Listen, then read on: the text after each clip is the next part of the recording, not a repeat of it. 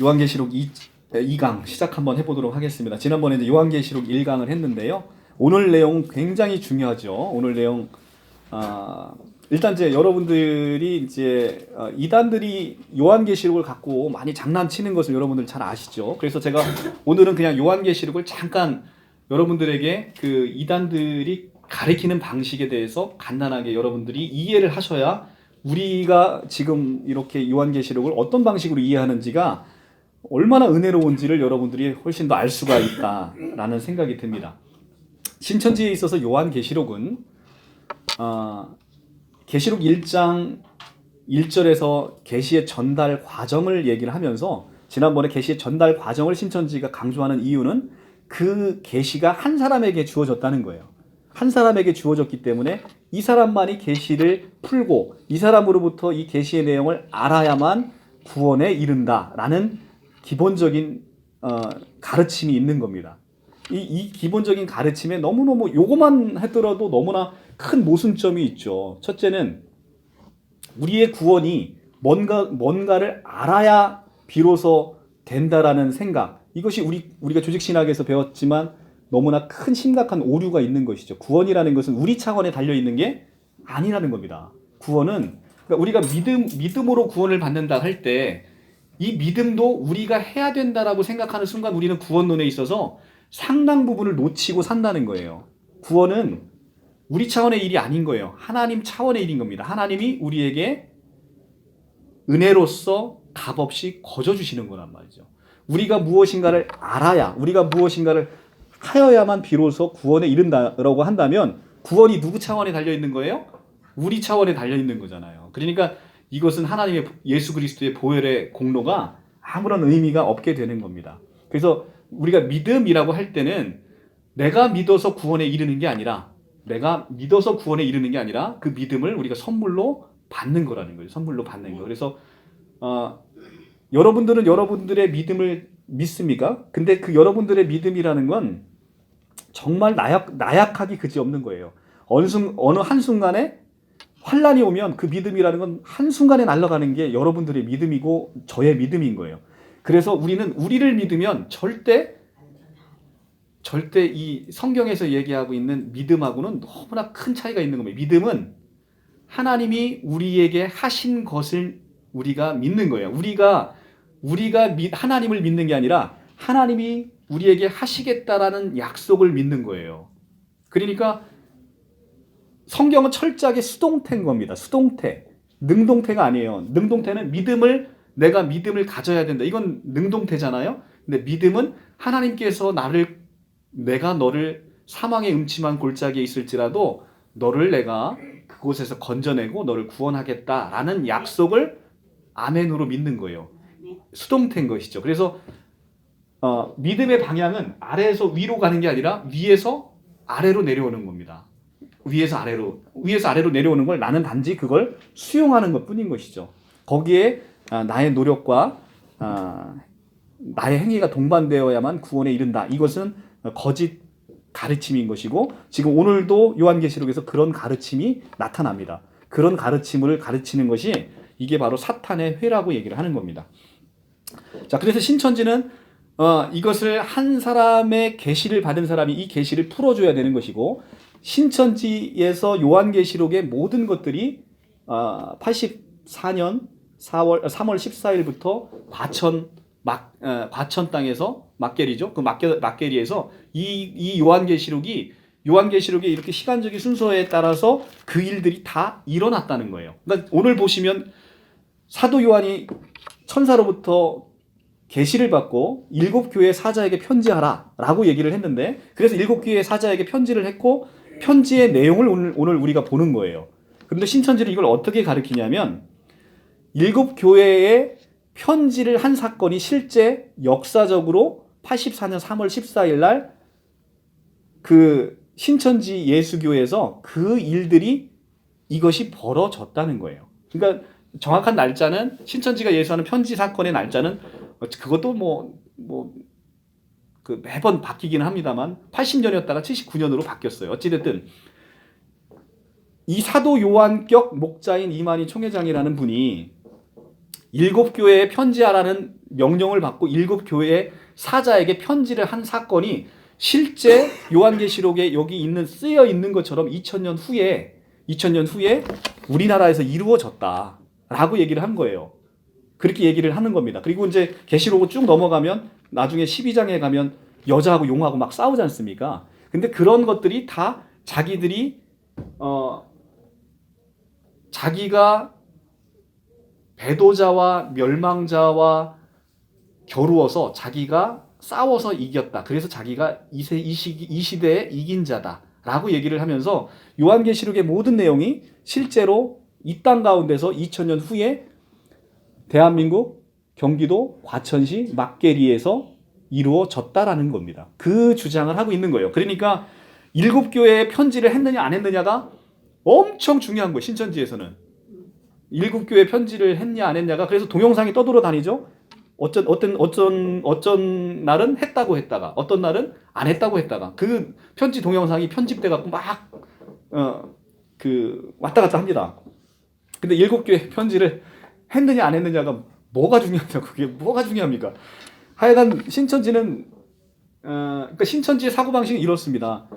우리가 이제 유대인들이 어떻게 그 메시아를 이해했냐면 자기들이 압제받고 있는 로마 군대로부터 우리를 구출해주고 우리를 영원한 안식을 줄 수 있는 그 정치적인 메시아를 꿈꿨어요. 예수님이 그렇게 오실 줄 알았어요. 백마 타고 와서 모든 로마 군대를 쓸어버릴 거라고 생각을 했습니다. 그런데 정작 성경에서 얘기하는 우리의 구원은 로마로부터의 구원이 아니라 우리의 모든 영적인 세계를 지배하는 악한 사탄 마귀로부터의 출애굽.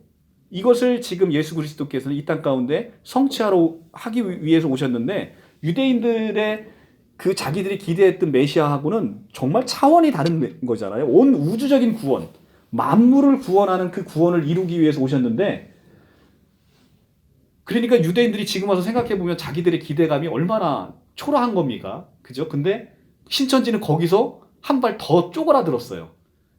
한 발 더 쪼그라들어서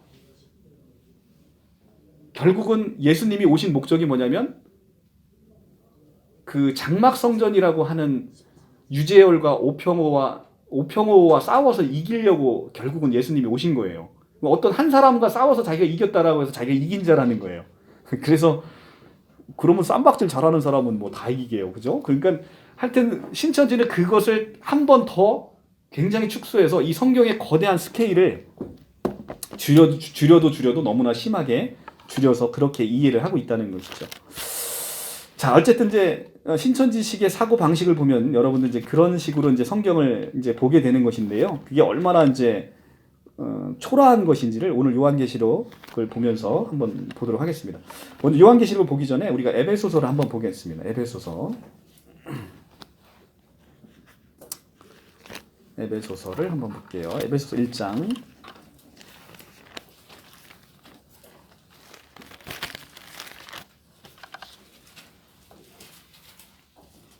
1장 17절을 보겠습니다. 1장 15절부터 보겠습니다. 1장 15절부터 이로 말미암아 주 예수 안에서 너희 믿음과 모든 성도를 향한 사랑을 나도 듣고 모든 성도 기억하십시오. 모든 성도를 향한 사랑을 나도 듣고 내가 기도할 때 기억하며 너희로 말미암아 감사하기를 그치지 아니하고 우리 주 예수 그리스도의 하나님 영광의 아버지께 지혜와 계시의 영을 너희에게 주사 하나님을 알게 하시고 지혜와 계시의 영을 누구에게 준대요? 너희에게 주사 하나님을 알게 하시고. 자, 계시의 영은 어떤 한 사람에게 주어지는 게 아니라는 겁니다. 모든 믿는 사람에게 이 계시의 영이 들어오지 않으면 이 계시의 영이라는 게 바로 성령인 거예요. 이 성령이 들어오지 않으면 우리가 하나님을 알 수가 없다는 겁니다. 우리가 스스로 하나님을 알고자 해도 하나님을 알 수가 없는 거예요. 아무리 똑똑해도 성경을 읽고 하나님의 그 깊은 뜻에 도달할 수 없다는 거예요. 반드시 이 계시의 영이 우리에게 주어져서 성령께서 우리에게 예수 그리스도를 알려주셔야만 우리가 알 수 있는 것이죠. 우리가 그래서 계시 받은 자가 한 사람이라고 얘기하는 신천지 교리가 얼마나 이 에베소서에 비춰봐도 허무맹랑한지를 우리가 알 수 있습니다. 자, 오늘부터 이제 요한계시록 2장을 나갈 텐데요. 지난주에 했던 것 중에서 좀 부족했던 것을 좀 몇 가지 짚고 넘어가도록 하겠습니다. 예수 그리스도를 1장 12절에서 그 사도 요한이 환상 가운데 봅니다. 환상 가운데 보는데 이 환상 가운데 보는 모든 내용들은 구약에 있는 에스겔의 환상과 다니엘의 환상이 다 이 안에 집결이 되어 있어요. 그러니까 이 말씀은 유대인들에게 있어서는 예수님의 모습은 너무나 익숙한 거예요. 왜냐하면 다니엘서와 에스겔서를 통해서 계속해서 예수님은 이런 모습으로 우리에게 계시됐구나라는 것을 충분히 이해를 했기 때문에 한번 같이 보도록 하겠습니다. 12절 제가 읽어볼게요. 몸을 돌이켜 나에게 말한 음성을 알아보려고 돌이킬 때 일곱 금촛대를 보았는데 촛대 사이에 인자 같은 이가 발에 끌리는 옷을 입고 가슴에 금띠를 띠고 그의 머리와 털의 희기가 흰 양털 같고 눈 같으며 그의 눈은 불꽃 같고 그의 발은 풀무불에 단련한 빛난 주석 같고 그의 음성은 많은 물소리와 같으며 그의 오른손에 7별이 있고 그의 입에서 좌우에 날선 검이 나오고 그 얼굴은 해가 힘있게 비치는 것 같더라.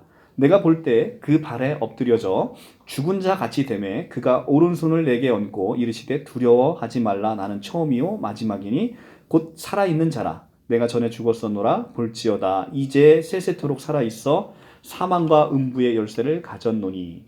자, 예수 그리스도에 대해서 많은 비유와 상징 같은 것들로 예수 그리스도를 언급하고 있는데 이것이 다니엘 7장을 한번 넘어가 보겠습니다. 동일하게 우리가 이제 묘사가 되어 있음을 알 수 있어요. 다니엘 7장.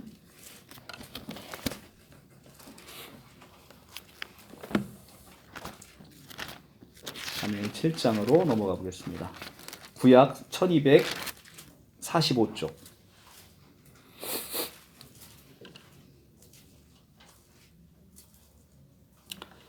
1245쪽 7장 9절에서 10절 제가 읽어보겠습니다. 내가 보니 왕자가 놓이고 옛적부터 항상 계신 이가 좌정하였는데 그의 옷은 희기가 눈 같고 그의 머리털은 깨끗한 양털 같고 그의 보좌는 불꽃이요 그의 바퀴는 타오르는 불이며 불이 강처럼 흘러 그의 앞에 나오며 그를 섬기는 자는 천천히요 그 앞에 모셔선 자는 만만이며 심판을 베푸는데 책들이 펴 놓여 있더라. 자, 예수 그리스도를 묘사하는 내용들이 상당히 이 안에 있지요. 자, 다니엘서 그 뒷장 10장 5절에서 12절을 가보겠습니다. 10장 5절에서 12절. 10장 5절. 그때 내가 눈을 들어 바라본즉 한 사람이 세마포 옷을 입었고 허리에는 우바수 근 순금띠를 띠었더라. 또 그의 몸은 황옥 같고 그의 얼굴은 번갯빛 같고 그의 눈은 횃불 같고 그의 팔과 발은 빛난 녹과 같고 그의 말소리는 무리의 소리와 같더라.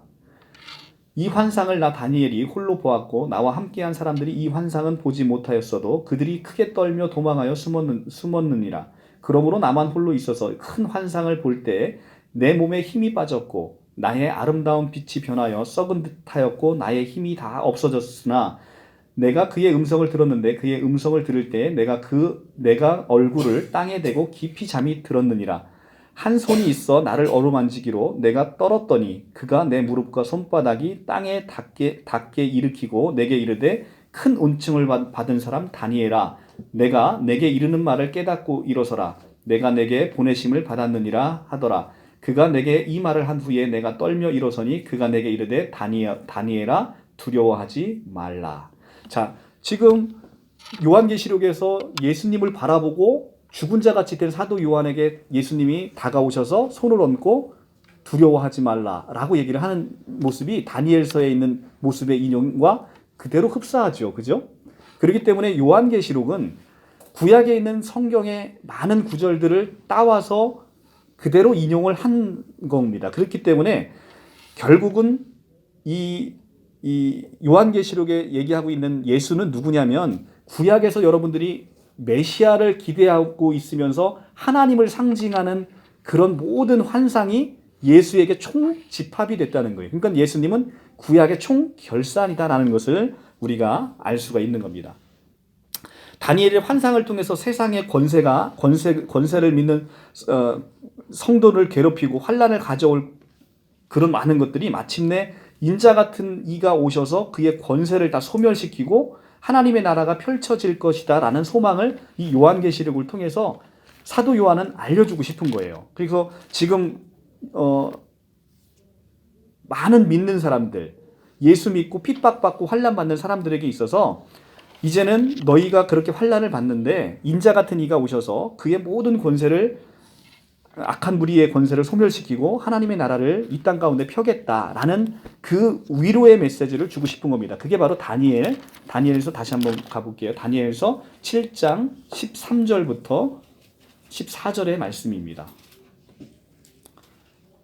내가 또 밤 환상 중에 보니 인자 같은 이가 하늘 구름을 타고 와서 옛적부터 항상 계신 이에게 나와 그 앞으로 인도되매 그에게 권세와 영광과 나라를 주고 모든 백성과 나라들과 다른 언어를 말하는 모든 자들이 그를 섬기게 하였으니 그의 권세는 소멸되지 아니하는 영원한 권세요 그의 나라는 멸망하지 아니할 것이니라.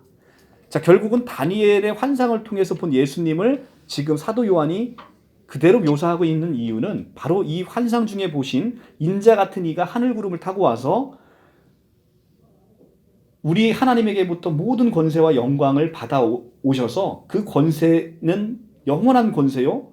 그 나라는 영원히 멸망하지 아니할 나라이고 너희는 그 나라의 백성이 됐으니 이것으로 위로받고 살아라 라는 얘기를 하고 싶었던 겁니다. 자, 그렇기 때문에 지금 구약의 총결산으로서 이렇게 얘기를 하고 있습니다.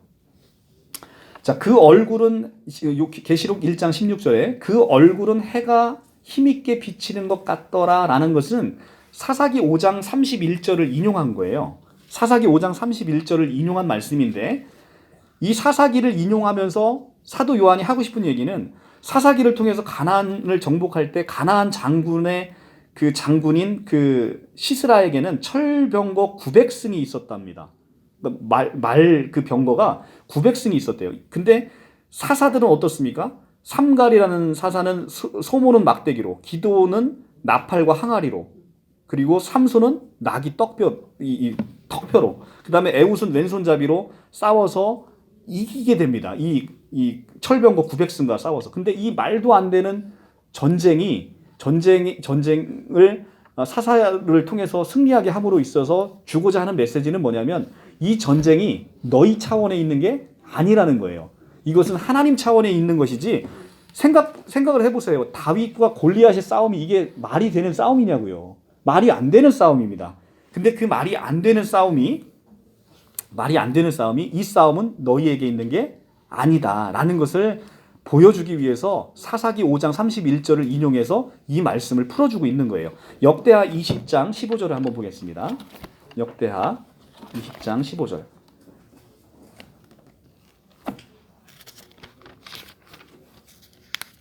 역대하 20장 15절 681쪽.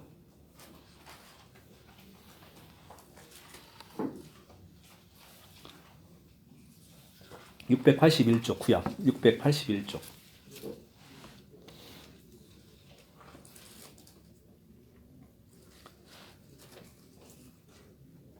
야하시엘이 이르되 온 유다와 예루살렘 주민과 여호사밧 왕이여 들을지어다. 여호와께서 이같이 너희에게 말씀하시기를 너희는 이 큰 무리로 말미암아 두려워하거나 놀라지 말라. 이 전쟁은 너희에게 속한 것이 아니요 하나님께 속한 것이니라.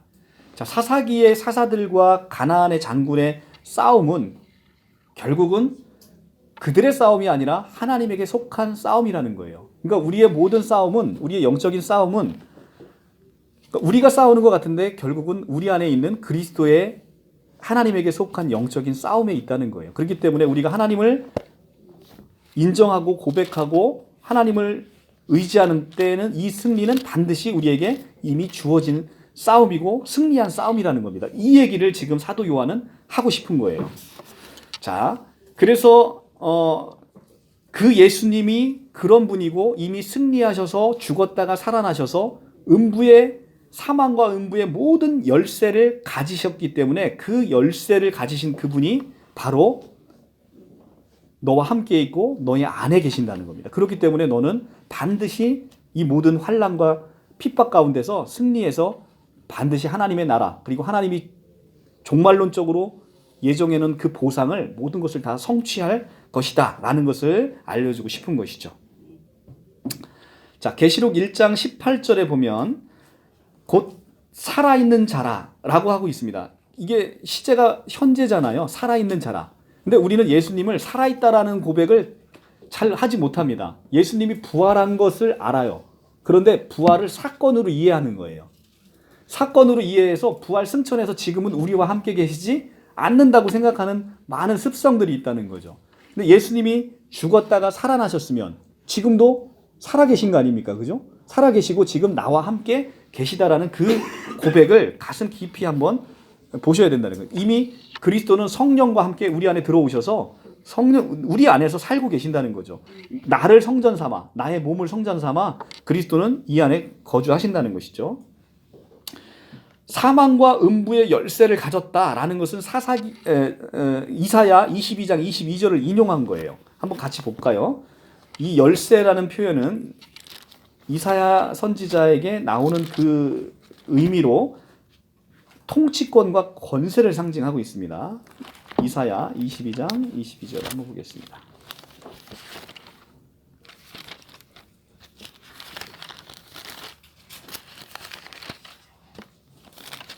구약 992쪽.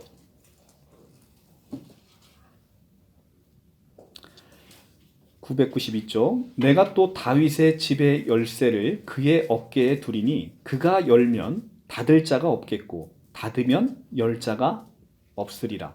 사망과 음부의 열쇠를 가졌다는 의미는 바로 이 의미인 거예요. 어떤 의미요?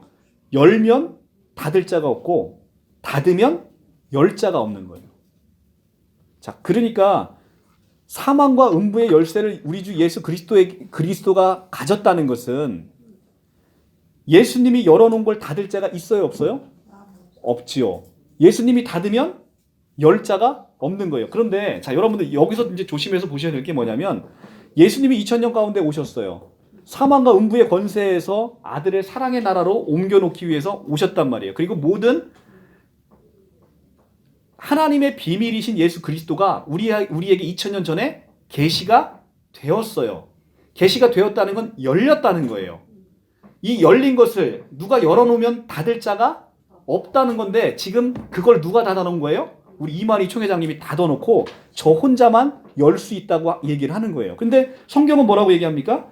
그가 열면, 여기서 그는 누구예요? 그는 여호와 하나님이신 거죠. 여호와 하나님이신 예수 그리스도가 열면 닫을 자가 없는 거예요. 근데 예수 그리스도가 2000년 전에 오셔서 이것을 다 열어놨어요. 그런데 이게 언제 도대체 닫아졌길래 도무지 언제 닫아졌길래 이것을 다시 열어놓을 힘이 우리 이만희 총회장님에게 있다는 것인지 신천지는 이것에 대해서 대답을 해야 된다는 것이죠. 자, 이사야 22장의 열쇠는 그런 의미가 있는데 우리가 요거와 관련해서 골로새서를 한번 잠깐 보고 갈게요. 골로새서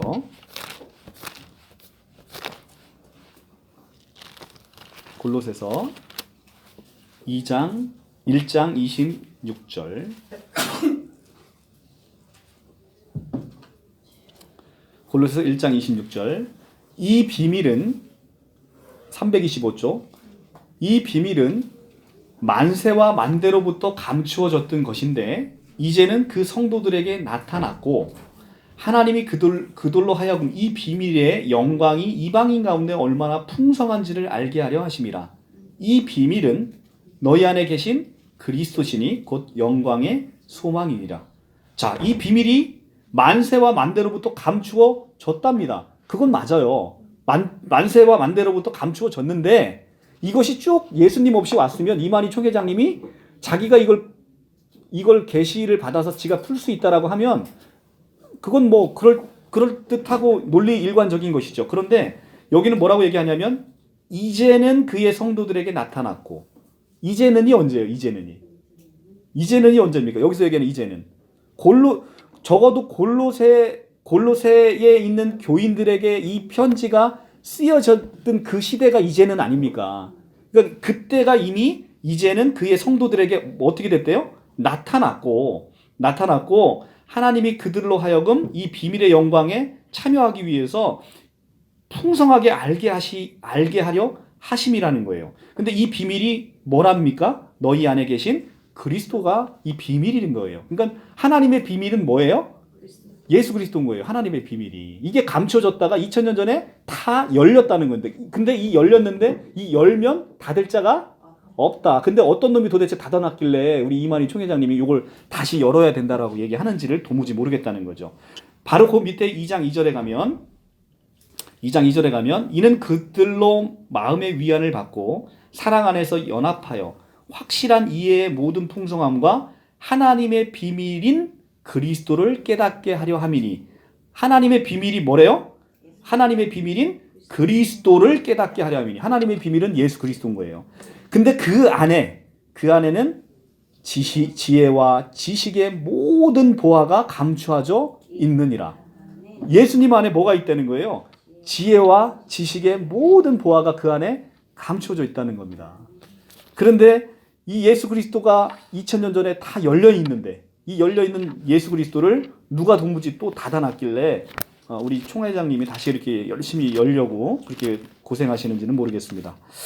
자, 이렇게 해서 이제 1장을 이제 봤고요. 이제 오늘부터 2장 이제 7교회에 편지하는 것을 이제 볼 수 있습니다. 7교회는 여러분들 이제 지도에서 보시면 알겠는데 지도를 잘 많이 못 그리는데 자, 에베소부터 시작을 합니다. 자, 이게 회람서신이라고 얘기를 했습니다. 회람서신. 이 요한계시록은요, 기본적으로 서신서예요. 예언의 내용을 담고 있는 서신서라는 거죠. 신천지가 자꾸 서신서라고 얘기하면 막 개거품을 부는데 서신서입니다. 이게 왜냐면 이 지리적인 위치를 보면 알아요. 에베소, 서머나, 버가모, 두아디라, 사데, 빌라델비아, 라우디게아. 요 순서로 있습니다. 요 순서로 있으니까 이렇게 회람을 하는 거예요. 이 순서가 에베소가 여기 있고 그 다음에 서머나가 이쪽에 있으면 이게 회람이 안 되잖아요. 그러니까 지리적 위치로 이렇게 돼 있다는 거예요. 이렇게 돌려볼 수 있도록. 그래서 에베소, 서머나, 버가모, 두아디라, 사데, 빌라델비아, 라우디게아 이렇게 지금 되어 있다는 겁니다. 그래서 이렇게 돌려가면서 이것을 본다는 거예요. 자, 2장 1절부터 한번 보겠습니다. 2장 1절. 자, 2장 1절을 보기 전에 이 구조를 한번 봐야 될 것 같아요. 구조는 모든 7교회에 보내는 편지의 메시지의 구조가 다 동일합니다. 첫째는 어느 교회의 사자에게 편지하라 라고 해서 수신자가 교회의 천사로 되어 있어요. 두 번째는 편지의 발신자가 되는 주님에 대한 묘사가 따라옵니다. 예를 들어 에베소 교회를 보면 7별을 붙잡고 7 금초대 사이를 거니시는 이가 이렇게 되어 있잖아요. 예수 그리스도에 대한 묘사가 두 번째로 따라옵니다. 그런데 예수님에 대한 묘사는 방금 우리가 읽었던 1장 12절부터 1장에 있는 말씀을 그대로 인용해서 그 말씀을 예수 그리스도의 말씀, 그 묘사된 말씀을 그대로 따온다는 거죠. 이렇게 되어 있고 세 번째는 내가 아노니, 내가 내 인내를 아노니, 안다란, 내가 아노니라는 표현을 통해서 교회들의 상황에 대해서 우리 주님이 알고 있다라는 주님의 지식을 기재를 해놓습니다. 그리고 주님의 지적, 그 다음에는 주님의 지적과 책망이 나와요. 주님의 지적과 책망이 나온 다음에 그 다음에는 순종에 대한 명령이 나옵니다. 그리고 마지막으로 순종에 대한 주님의 종말론적인 보상을 언급하고 있습니다. 이것이 이제 편지 내용의 모든 것들의 단계적인 구조예요. 주님의 지적을 받지 않은 교회는 두 교회가 있는데 서머나 교회와 빌라델비아 교회는 책망받는 내용이 없어요. 이 두 교회만 빼놓고 나머지는 전부 다 이런 형식으로 이루어지고 있다는 겁니다. 그래서 모든 형식이 다 동일해요. 그래서 여러분들이 그런 형식을 좀 이해하시면서 보시면 좋을 것 같고요.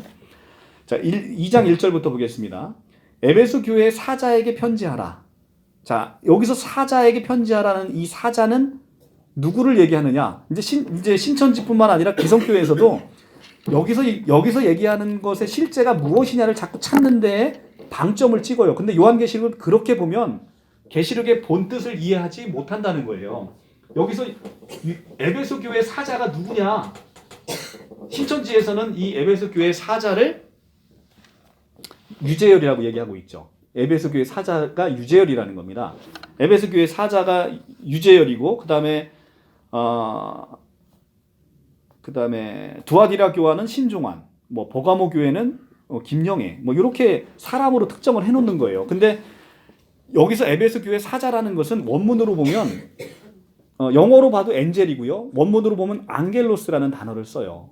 앙겔로스라는 단어를 쓰는데 앙겔로스라는 건 뭐냐면 유대인들에게 있어서는 그 공동체를 관할하는 천사장이 있었다고 생각을 한 거예요. 그 유대인들에게 있어서는. 그래서 이제 이스라엘을 다스리는 천사장의 이름이 뭐예요? 미가엘이라는 천사장입니다. 미가엘 천사장은 이스라엘 민족을 다스리는 천사장이에요. 그러니까 각 교회 공동체마다 다스리는 천사가 있는 거예요. 그게 바로 앙겔로스입니다. 그래서 이 앙겔로스가 교회 사자에게 편지를 하라는 얘기를 하면 결국은 그 교회 공동체의 수호 천사에게 편지를 하는 거기 때문에 그 교회 공동체 전체가 이 편지의 내용의 수신자가 되어라라는 의미인 거예요. 근데 이제 신천지의 그 실상의 그 영화 테이프를 보면 7사자여서 7명한테 그 편지가 가서 7명이 받아보고 그걸 혼자 읽어보고 있는 그런 드라마가 나와요. 근데 이것은 7사자에게 편지 보내는 게 아니라 7교회 전체의 교회 공동체에게 보내지는 것을 알 수 있습니다. 무엇을 보면 그걸 알 수 있냐면 우리가 이제 보시면 요한계시록 2장 7절의 말씀을 보면 귀 있는 자들은 성령이 교회들에게 하시는 말씀을 들을지어다 라고 해서 이 귀 있는 자는 성령이 누구에게? 교회들에게. 그러니까 이 편지를 예를 들어 어떤 특정한 한 사람에게 보낸다라고 하면 그 사람을 지칭할 것이지 교회들이라고 얘기하지는 않겠지요. 그죠? 그러니까 이 요한계시록의 사자에게 편지하라는 것은 그 교회 공동체 전체 사람에게 보내지는 메시지임을 우리가 알 수 있는 거예요. 그리고 2장 10절에 보면 너는 장차 받을 고난을 두려워하지 말라. 볼지어다 마귀가 장차 너희 가운데에 몇 사람을 해서 너희라는 단어의 복수가 쓰입니다. 그렇기 때문에 기본적으로 이 요한계시록 7개에 편지한 모든 것들은 교회 공동체 전체 11절에도 보면 귀 있는 자는 성령이 교회들에게 하는 말씀을 들을지어다 이렇게 얘기를 하고 있습니다. 그래서 교회들이라고 얘기하는 것은 이제 교회 공동체 전체에게 보내드는 것이지 어떤 특정한 사람을 지칭해서 그 사람에게 보내지는 게 아니라는 겁니다. 그 내용을 봐도 너무 쉽게 알 수가 있어요. 에베소 교회에 대해서 간단하게 이제 먼저 브리핑을 해드리면 에베소 교회는 바울이 3차 전도 여행 때 세워진 교회예요. 그리고 이 바울이 사역을 하고 그 다음에 디모데, 아볼로, 브리스길라, 사도 요한이 사역을 한 목사로 계셨던 거예요. 그러니까 얼마나 쟁쟁한 교회입니까? 엄청난 사람들이 여기서 지금 담임 목사를 한 거예요. 근데 이런 교회가 책망받을 게 있다는 거예요. 이런 교회가. 이 목사님들만 보면 뭐 정말 엄청난 분들이잖아요. 그죠? 근데 그런 분들이 이제 목회를 한 교회인데, 이 에베소 교회는 지금은 흔적도 없이 사라졌다고 합니다. 자, 그러니까 촛대가 옮겨진 것이죠. 자, 이제 2장 1절부터 보겠습니다. 에베소 교회의 사자에게 편지하라. 오른손에 있는 7뼈를 붙잡고 7 금촛대 사이를 거니시는 이가 이르시되. 자, 예수님을 이렇게 묘사를 한 데는 무슨 이유가 있냐면 예수께서 마지막에 보면 어떤 명령을 내리셨는데 2장 5절에 가면 회개하지 아니하면 내가 내게서 내 촛대를 그 자리에서 옮기리라 이렇게 경고를 하십니다. 그러니까 이 경고를 하시기 위해서 예수님이 어떤 분인지를 묘사할 때 여러 가지 묘사를 할 수 있는데 에베소 교회에는 예수님이 7 금촛대 사이를 거니시는 이고 이 7뼈를 붙들고 계시는 이라는 그 권세가 있으신 분이라는 것을 알려주기 위해서 이 문구를 쓰신 거예요. 그래서 내가 회개하지 아니하면 내가 그 촛대를 옮겨버리겠다라고 얘기를 하는 것이죠. 그런 권세가 있는 거예요. 일곱 별을 붙잡고 있다라는 것은 일곱 별은 바로 위에 나오잖아요. 일곱 별은 일곱 교회의 사자다 이렇게 얘기를 하고 있습니다. 근데 일곱 교회의 사자라는 건 결국 일곱 별은 일곱 교회를 얘기하고 있는 거예요. 근데 일곱 교회를 붙들고 있다라는 것은 뭐냐면 모든 교회, 그러니까 모든 교회의 모든 권세를 누가 갖고 있다는 거예요? 예수 그리스도가 갖고 있다는 겁니다. 그런데 이것은 비단 교회뿐만 아니라 여러분들 인터넷 검색해 보시면 로마의 그 동전을 보시면 로마의 동전이 이렇게 있으면 로마 황제가 이렇게 그려져 있습니다. 제가 그림을 잘 못 그리는데 하여튼 로마 황제가 있어요. 그리고 여기에 또 로마 황제의 그 별이 둘, 넷, 다섯, 여섯, 일곱 이렇게 별이 7개가 그려져 있어요. 이게 로마의 동전을 보면. 근데 이게 무슨 얘기냐면 로마 황제는 신성시대 있잖아요. 로마 황제는 온 우주를 다스리는 신적인 존재로 추앙을 받고 있습니다. 근데 이 7별이라는 건 뭐냐면 우주의 전체를 뜻하는 거예요. 7이라는 숫자가 완전 숫자잖아요. 근데 일곱 별을 누가 다스리고 있다는 거예요? 로마 황제가 다스리고 있다는 겁니다. 그렇기 때문에 이 7별을 붙잡고 있다는 것은 온 우주의 주인이 누구라는 겁니까? 예수 그리스도라는 얘기예요. 온 우주의 주인이 바로 예수님이다 라는 것을 7별을 붙잡고 라는 표현을 통해서 상징적으로 보여주고 있는 거예요. 그러니까 요한계시록은 이런 유대인들의 구약부터 이어지는 많은 상징을 통해서 예수 믿는 사람들에게 전해주고 싶은 상징의 메시지가 있는 거예요. 그 메시지를 바로 찾아내지 못하고 엉뚱하게 그거를 갖다가 유재열이니 오평원이 뭐 이런 식의 얘기를 하게 되면 정말 뜬금없는 거예요. 정말 뜬금없는 얘기를 하고 있는 겁니다. 자, 그래서 온 우주의 주인이신 예수님께서 이르시되 내가 내 행위와 수고와 내 인내를 알고 또 악한 자들을 용납하지 아니하는 것과 자칭 사도라 하되 아닌 자들을 시험하여 그의 거짓된 것을 내가 드러낸 것과 또 내가 참고 내 이름을 위하여 견디고 게으르지 아니하는 것을 아노라. 자, 아까 제가 이 구조를 설명하면서 뭐라고 말씀을 드렸죠? 첫째, 어디 교회 사자에게 편지한다. 두 번째, 예수님에 대한 묘사가 나오고 세 번째, 내가 안다. 예수님의 지식을 이렇게 구조적으로 하고 있습니다. 여기서 알다라는 표현은요. 후천적 교육이나 체험을 통해서 알게 된 지식의 진보를 나타내는 기노스코라는 단어가 아니라 헬라어 단어에 기노스코와 오이다라는 단어가 있는데 여기서 쓰인 단어는 오이다라는 단어예요. 오이다라는 단어는 처음부터 완전하고 완벽하게 삶의 모든 사실을 사진 찍듯이 속속들이 아는 것. 이것을 바로 오이다라는 표현을 쓰는 거예요. 그러니까 예수님이 내가 너를 안다라고 얘기할 때는 어떤 교육과 체험을 통해서 아는 게 아니라 우리 이만희 총회장님 마냥 내가 그 장막성전에 있었기 때문에 보고 들어서 아는 게 아니라 그죠? 그런 게 아니라 원래 전능하신 신성으로 너희의 모든 삶을 사진 찍듯이 속속들이 알고 있다는 거예요. 그런 단어가 바로 오이다라는 단어인 거예요. 그러니까 내가 거기 장막성전에 있으니까 다 보고 들어 안다. 이거는 정말 우리 예수님을 모욕해도 너무나 모욕하는 얘기인 거죠. 그러나 여기서 그러나 이제 책망이 시작됩니다. 그러나 너를 책망할 것이 있나니 너희 처음 사랑을 버렸느니라. 처음 사랑을 버렸대요.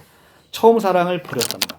처음 사랑은 하나님의 은혜에 근데 처음 사랑이라는 게 도대체 뭐예요? 처음 사랑이라는 것은 하나님의 은혜에 감격해서 자연스럽게 나오는 믿음의 행위, 즉 행함을 얘기하는 거예요.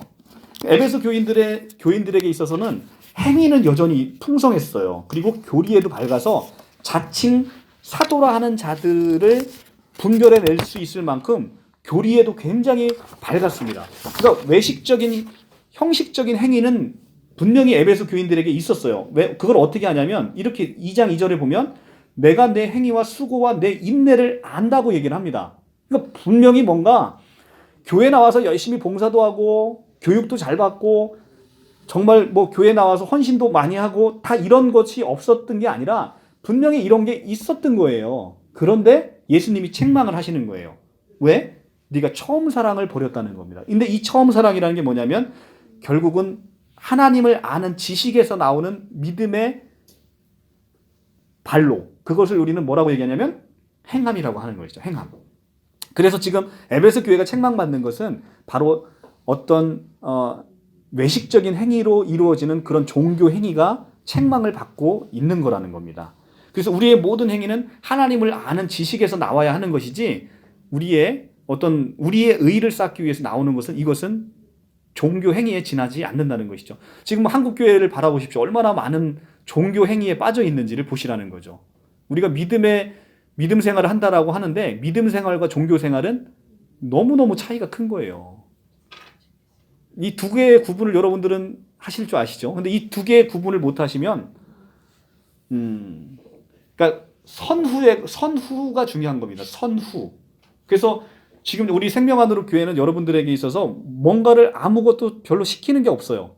여러분들에게 헌금을 하라고 얘기하지도 않습니다. 여러분들에게 교회에서 특별히 봉사를 시키지도 않습니다. 그 이유는 뭐냐면 먼저 은혜가 누려지지 않으면 이 모든 것들이 지금 책망받고 있는 에베소 교회와 똑같은 거예요. 아무리 네가 죽도록 충성을 해도 이것은 충성이 아니라는 거예요. 충성이 아니라는 겁니다. 이거를 이제 성경 말씀을 하나하나 찾으면서 한번 같이 보도록 하겠습니다. 아무리 화려한 모양이 있어도 그것은 책망받아 마땅하다는 겁니다. 우리가 로마서 14장 23절을 볼게요. 사모님 히타를 좀 틀어주시죠. 약간 춥네요. 네. 로마서 14장 23절.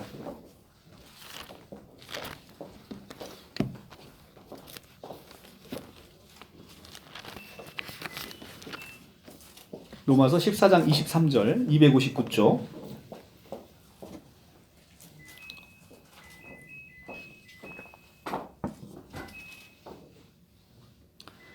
의심하고 먹는 자는 정죄되었나니 이는 믿음을 따라 하지 아니하였기 때문이라.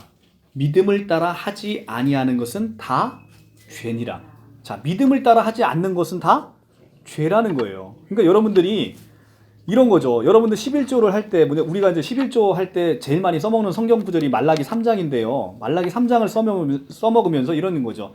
내가 이렇게 많이 충성을 하면 하나님이 나에게 어떻게 그 복을 주실 거야. 내가 이렇게 하면 하나님이 나를 구원해 주실 거야. 이런 생각들은 이건 다 믿음에 따라 이루어지는 것들이 아니라는 거예요. 반대급부를 바라고 하는 것들, 이런 것들은 구원에 뭔가 조건이 들어가는 것은 그러니까 내가 14만 4천 명 전도를 해야만 내가 구원을 받을 수 있다. 이런 것들은 다 책망받는 행위에 지나지 않는다는 것. 이건 믿음에 따라 이루어지는 게 아니기 때문에 다 죄가 된다는 것입니다. 근데 우리가 처음 사랑을 버렸다라고 얘기할 때 그런 행함들은 도대체 어디서 나오냐면 내가 얼마나 큰 죄인이었다가 구원을 받았는지를 확인하는 순간 그 행함이 나온다는 거예요. 내가 엄청난 구원받지 못할 상황에서 구원받은 죄인이구나를 느낄 때 우리는 그 사랑이 비로소 나올 수 있다는 겁니다. 누가복음 7장 41절로 한번 가볼게요. 누가복음 7장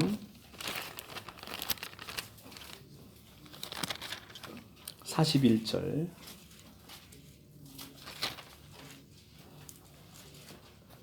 (102쪽) 이르시되 빚주는 사람에게 빚진 자가 둘이 있어 하나는 500데나리온을 졌고 하나는 50데나리온을 졌는데 갚을 것이 없으므로 둘 다 탕감하여 주었으니 둘 중에 누가 그를 더 사랑하겠느냐. 시몬이 대답하여 이르되 내 생각에는 많이 탕감받은 자니이다. 이르시되 내 판단이 옳다 하시고. 어떤 사람이 더 그를 사랑하겠다는 거예요? 많이 탕감받은 자. 그러니까 많이 탕감받은 자라는 것은 내가 빚이 많다는 얘기예요. 빚이 많다는 것은 내가 그리스도에게 얼마나 많은 빚진 자로서 있다가 구원을 받았는지 여러분들 그걸 보라는 거예요. 근데 성경은 우리가 얼마나 많은 빚을 졌다는 거예요? 1만 달란트 빚졌다는 거예요. 자, 마태복음 18장 1만 달란트 빚졌다는 겁니다.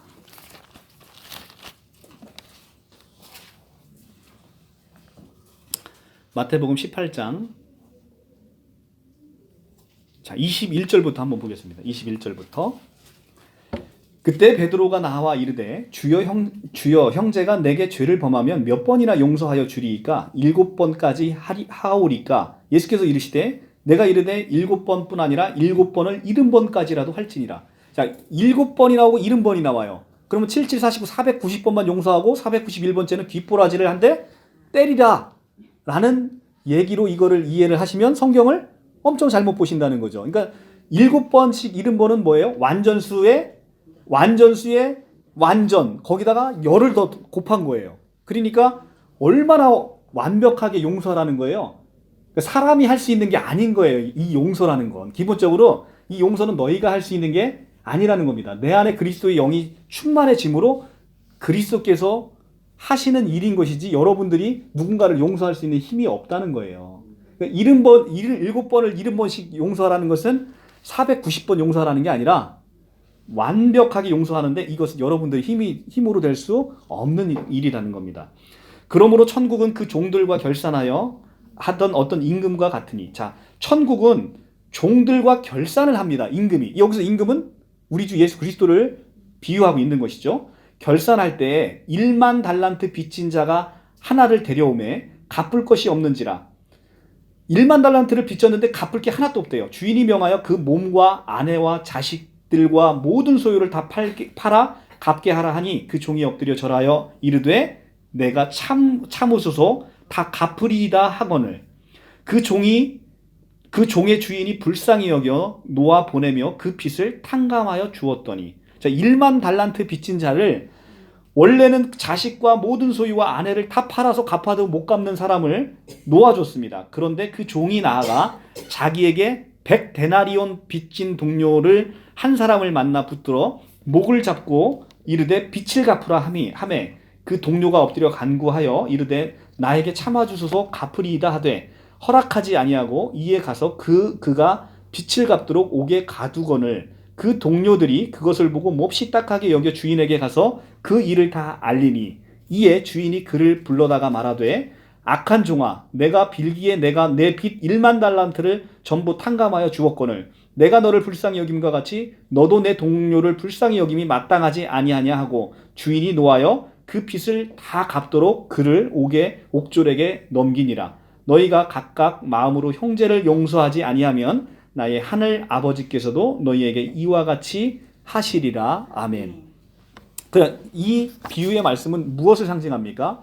여러분들은 1만 달란트 빚진 자인데 1만 달란트 빚진 여러분이 100데나리온 빚진 사람을 용서하지 못한다는 악한 종의 비유를 들고 있는 거잖아요. 그런데 여러분들이 여기서의 1만 달란트가 얼마나 큰 돈인지를 아시면 기절하실 겁니다. 1만 달란트는 자, 우리가 한 데나리온이 한 달란트가요 6천 데나리온이에요. 한 달란트가 1달란트가 6천 데나리온, 6천 데나리온. 6천 데나리온인데 6천 데나리온이 얼마나 큰 돈이냐면 1데나리온이요. 1데나리온이 하루 온종일의 품삯이에요. 하루 온종일 품삯. 그러니까 오늘날로 따지면 한 뭐 예를 들어 그 막리 하시는 분들의 품값이 한 10만 원이다 하면 한 데나리온이 10만 원의 품값인 거예요. 한 데나리온. 근데 1달란트가 6천 데나리온이. 그러니까 1만 달란트면 1만 달란트 곱하기 6천인 거예요. 6천. 그러니까 1만 달란트 곱하기 6천이니까 지금으로 따지면 수천조가 되는 거예요. 수천조.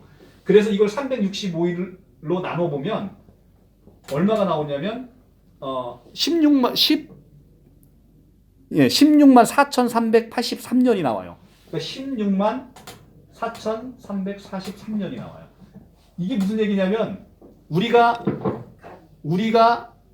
16만 4천 년을 살아서 매일 일해서 하루도 한 푼도 쓰지 않고 모아야 되는 돈인 거예요. 16만 4천 년을.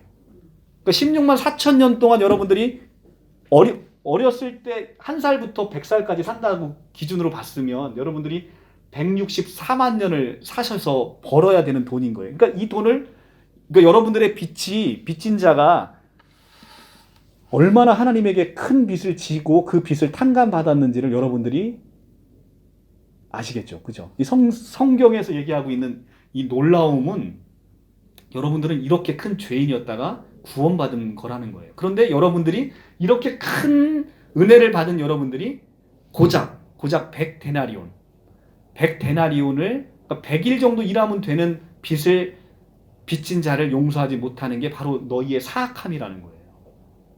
지금 성경은 그 얘기를 하고 있는 겁니다. 그래서 이렇게 내가 얼마나 큰 은혜를 받고 구원받았는지를 알면 하나님을 더욱더 사랑하는 첫사랑을 회복한다는 겁니다. 근데 그러면도 이제 우리 본성은 그렇지 않다는 거죠. 우리는 교회에서 뭔가 내가 조금 봉사하고 조금 더 헌신하고 하면 그 자랑하기 위해서 너무나 자기 공로를 내세우는 게 인간의 본성이라는 거죠. 자, 마태복음 25장을 한번 보겠습니다. 마태복음 25장.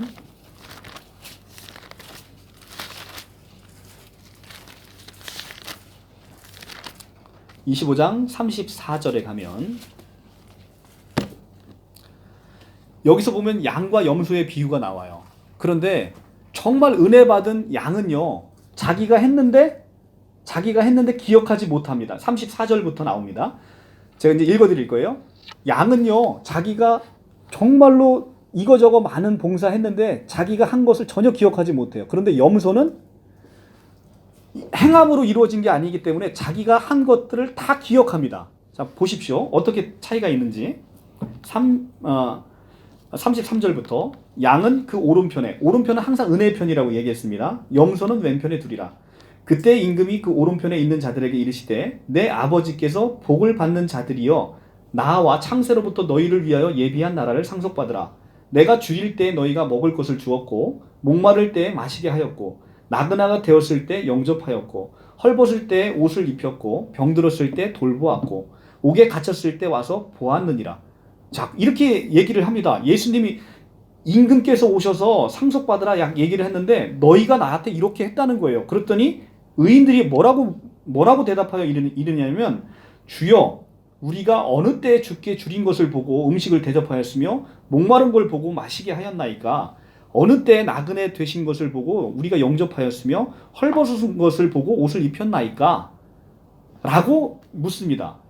어느 때 내가 병드신 것이나 옥에 갇힌 것을 보고 가서 배웠나이까 하리니 임금이 대답하여 이르되 내가 진실로 너희에게 이르노니 너희가 여기 내 형제 중에 지극히 작은 자 하나에게 한 것이 곧 내게 한 것이라 하시고. 그러니까 의인들은 자기가 무엇을 했는지를 전혀 기억하지 못하는데 그걸 다 누가 하신다는 거예요? 임금이 아는 거예요. 임금이신 예수 그리스도께서 만왕의 왕이신 그분이 그걸 안다는 거예요. 그런데 염소들은 어떤가 한번 보면 또 왼편에 있는 자들에게 이르시되 저주를 받은 자들아 나를 떠나 마귀와 사자들을 위하여 예비된 영원한 불에 들어가라. 내가 줄일 때 너희는 먹을 것을 주지 아니하였고 목마를 때 마시게 하지 아니하였고 나그나가 되었을 때 영접하지 아니하였고 헐벗을 때 옷을 입히지 아니하였고 병들었을 때 옥에 갇혔을 때 돌보지 아니하였느니라 하시니 그들이 대답하여 이르되 주여 우리가 어느 때 주께 줄인 것이나 목마른 것이나 나그네 되신 것이나 헐벗은 것이나 병든 것이나 옥에 갇힌 것을 보고 공양하지 아니하더이까? 이렇게 물어봅니다. 내가 언제 안 했어요? 나 다 했어요. 나 교회에 와서 예배 잘 드렸고요. 교회 와서 주차 봉사 열심히 했고요. 식당 봉사 열심히 했고요. 나 교회 와서 전도 많이 했습니다. 내가 언제 안 했습니까? 라고 얘기하는 게 그게 누구라는 거예요? 그게 염소라는 거예요. 염소. 그러니까 우리가 교회 가서 마지막에 하늘에 가서 우리가 마지막에 예수님 보고 할 말은 염소가 돼서는 안 된다는 겁니다. 자, 이 염소 얘기가 마태복음 7장에서 계속 이어져요. 한번 같이 볼게요. 마태복음 7장에 보면 신천지가 잘 써먹는 성경 구절인데요. 7장 21절 나더러 주여 주여 하는 자마다 다 천국에 들어갈 것이 아니요 다만 하늘에 계신 내 아버지 뜻대로 행하는 자라야 들어가리라. 그날에 많은 사람들이 나더러 이르되 주여 주여 우리가 주의 이름으로 선지자 노릇을 하고 주의 이름으로 귀신을 쫓아내며 주의 이름으로 많은 권능을 행하지 아니하였나이까 하리니. 자, 마지막 때 이게 딱 누구예요? 염소잖아. 염소. 내가 주의 이름으로 선지자 노릇을 했어요. 선지자 노릇했다는 건 목사 노릇했다는 거예요. 내가 주님 이름으로 귀신을 쫓아냈다는 겁니다. 능력도 행했다는 거예요. 그런데 23절에 뭐래요? 그때 내가 그들에게 밝히 말하되 내가 너희를 도무지 알지 못하니 불법을 행하는 자들아 내게서 떠나가라 하리라. 이렇게 책망을 받는 겁니다. 그러니까 우리는 교회에서 내가 어떤 나의 공로를 쌓는 일에 대해서 여러분들 종교 행위를 이제는 그치셔야 된다는 거죠. 종교 행위로 신앙생활 하시는 분들이 얼마나 많습니까? 너무나 불쌍한, 내가 도무지 너희를 알지 못한다라고 얘기를 하십니다. 그 밑에 보시면 그러므로 누구든지 나의 말을 듣고 행하는 자는 그 집을 반석 위에 지은 지혜로운 사람 같으니 비가 내리고 창수가 나고 바람이 불어 그 집이 부딪히되 무너지지 아니하나니 이는 주추를 반석 위에 놓은 까닭이요. 두 번째는 나의 말을 듣고 행하지 아니하는 자는 그 집을 모래 위에 지은 어리석은 사람 같으리니 비가 내리고 창수가 나서 바람이 불어 그 집에 부딪힘에 무너짐이 심하니라. 자, 여러분들 조심해서 보셔야 될 게 뭐냐면 반석 위에 세운 집과 모래 위에 세운 집 두 개가 나오죠. 근데 중요한 것은 외형으로 그걸 구분할 수 있어요, 없어요? 자, 집이 지어졌어요. 번듯하게 지어졌습니다. 하나는 반석, 하나는 모래예요. 자, 외형상으로 보면 똑같다는 거예요. 그러니까 이게 집이 안 지어졌다는 것을 책망하는 게 아니라 집이 지어졌다니까. 이렇게 집이 지어졌어요. 집이 지어졌는데 집을 져놓고 내가 도무지 너를 알지 못한다는 거예요. 왜? 너는 모래 위에 졌다는 거예요. 근데 이 사람은 예수님이 칭찬하는 양인데 어디다 졌다는 거예요? 반석 위에 집을 졌다는 거예요. 이 반석이 누굽니까? 반석. 예수 그리스도죠. 반석이 예수 그리스도인가 어디 나와요? 그게 어디 나옵니까? 자, 우리 한번 봅시다. 고린도전서 3장 11절.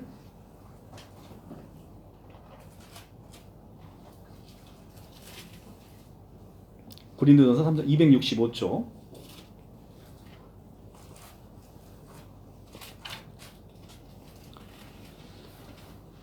자, 3장 9절부터 보겠습니다. 우리는 하나님의 동역자들이요 너희는 하나님의 밭이요 하나님의 집이라. 내게 주신 하나님의 은혜를 따라 내가 지혜로운 건축자와 같이 터를 닦아두매 다른 이가 그 위에 세우나 그러나 각각 어떻게 그 위에 세울까를 조심할지니라.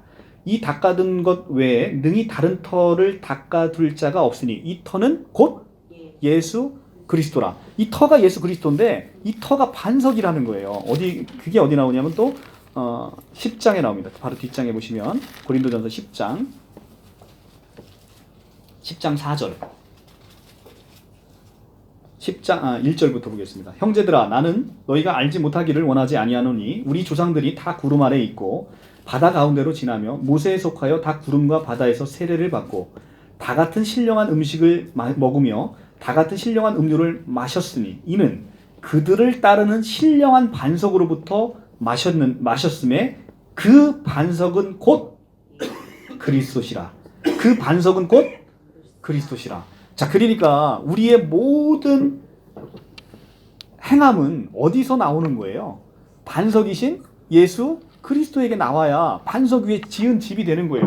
우리가 우리 노력으로 지면 이렇게 모래 위에 지은 집이 되는 거예요. 반석 위에 짓는다는 것은 예수 그리스도를 믿는 믿음 안에서 이루어지는 것들이라는 거예요. 아시겠죠?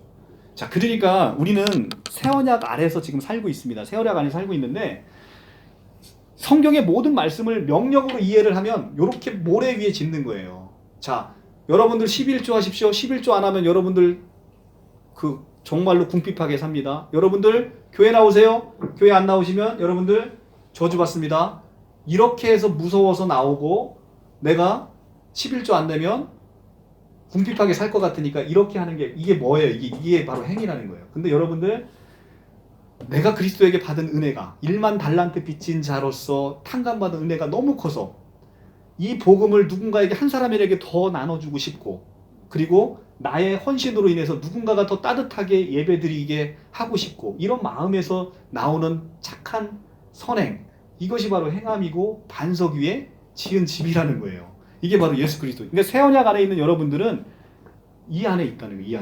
이 안에 있다는 겁니다. 이 반석이신 예수 그리스도. 예.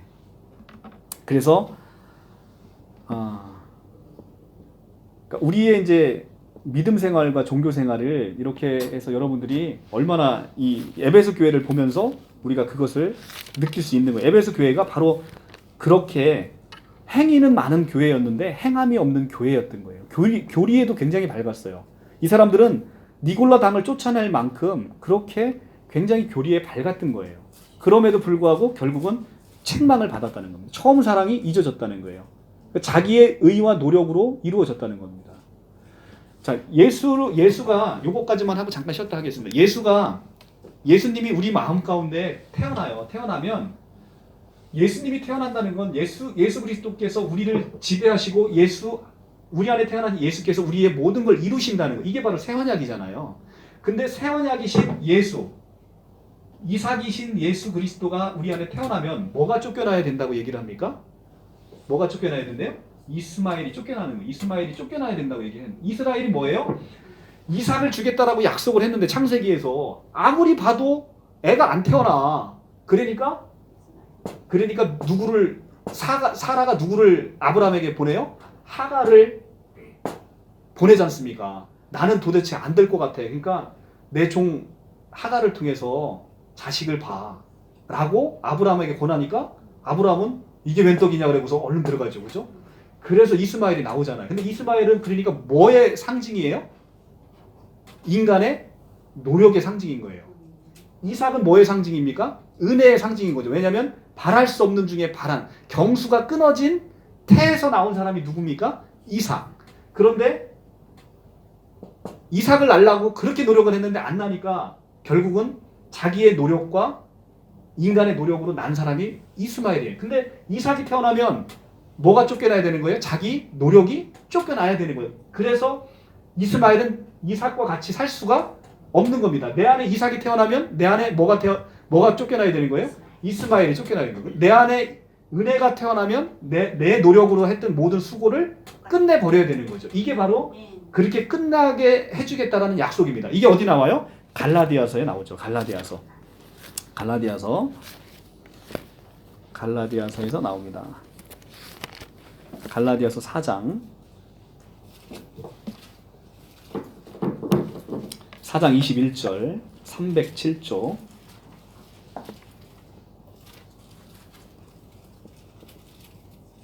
307조 4장 21절 내게 말하라 율법 아래 있고자 하는 자들아 율법을 듣지 못하였느냐 기록된 바 아브라함에게 두 아들이 있으니 하나는 여종에게서 하갈이죠. 하나는 자유 있는 여자에게서 사라입니다. 낳다 하였음에 여종에게서는 육체를 따라 낳고 그쵸? 여종에게서 육체를 따라 낳다는 건 자기 노력과 자기의 그 의지로 낳다는 거예요.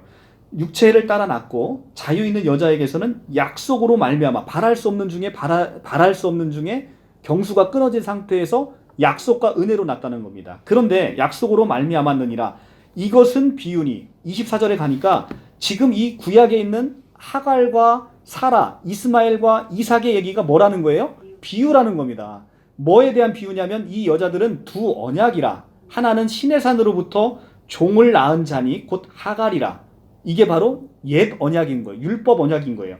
이 하갈은 아라비아에 있는 신의 산으로서 지금에 있는 예루살렘과 같은 곳이니 그가 자녀들과 더불어 종노릇하고 오직 위에 있는 예루살렘은 자유자니 곧 우리 어머니라. 이건 새 언약이라는 거예요. 그래서 29절에 가면 그러나 그때 육체를 따라 난 자가 성령을 따라 난 자를 박해한 것 같이 자 이스마엘이 누구를 박해했어요? 이삭을 박해했죠. 이삭이 태어나니까 이삭을 박해했습니다. 이게 이제 창세기에 나오는 건데 그때 육체를 따라 난 자가 성령을 따라 난 이삭을 박해한 것 같이 이제도 그러하도다. 그러나 성경이 무엇을 말하느냐? 여종과 그 아들 이스마엘을 내쫓으라. 여종의 아들이 자유 있는 여자의 아들 이삭과 더불어 유업을 얻지 못하리라 하였느니라. 그런즉 형제들아 우리는 여종의 자녀가 아니요 자유 있는 여자의 자녀니라.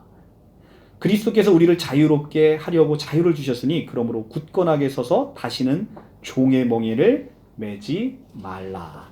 자, 그러니까 이삭이 태어나면 내 노력으로 모든 구원을 이루고자 했던 이스마엘의 노력을 이제는 쫓아내고 이제는 종의 몽에를 매지 말라는 거예요. 그런데 신천지는 다시 이스마엘로 돌아갔다는 거예요. 왜냐하면 뭐를 해야 되니까 내가 율법의 노력으로 전도를 해서 열매를 맺어야 내가 구원에 이르니까 다시 은혜로 준 이삭의 그 구원의 감격은 어디로 간데없고 다시 이스마엘로 돌아갔다는 거예요. 이게 바로 지금 갈라디아서 얘기하고 있는 거 아닙니까? 두 개는 같이 공존할 수 없다는 거예요. 빛과 어둠이 공존할 수 없듯이 은혜와 율법의 노력은 같이 공존할 수 없다는 겁니다. 은혜가 들어오면 이 나의 노력은 쫓아내줘야 되는 거예요. 예, 그래서 은혜를 누리고 살아가는 것이 이것이 바로 새 언약, 믿음의 새 언약으로 나타나는 거죠. 이게 바로 갈라디아서에서 창세기의 비유에 숨겨져 있는 메시지를 지금 사도 바울이 풀어주고 있는 것이죠.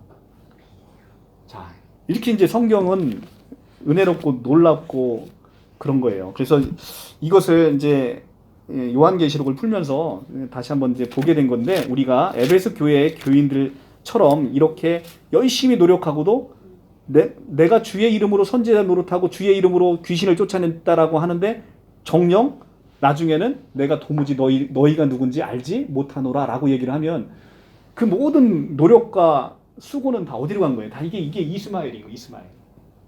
우리는 이삭의 은혜를 누리며 살아가도록 그렇게 해야 된다는 것입니다. 잠깐 쉬었다가 다시 하겠습니다.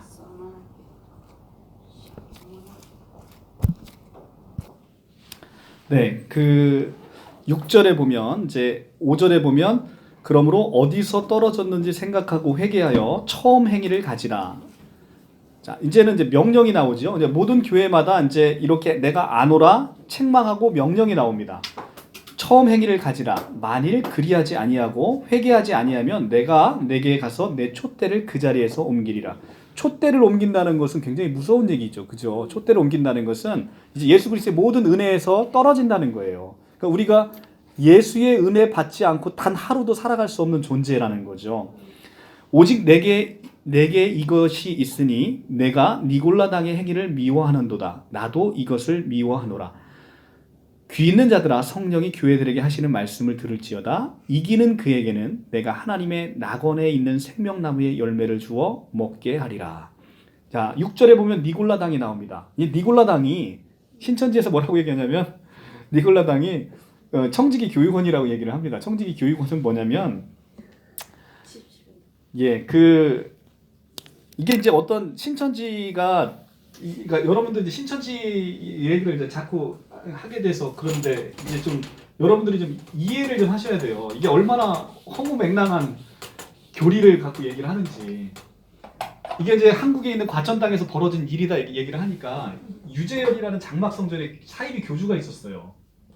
유재열이라는 교주가 있고, 그 다음에 오평호라는 목사가 있었고, 그 다음에 이제 우리 총회장님이 여기 다 계시죠. 우리 총회장 이름이 자꾸 벼가지고 우리 총회장님이 계십니다. 근데 이 유재열이라는 교주가 장막성전의 교주란 말이에요. 사이비 교주예요.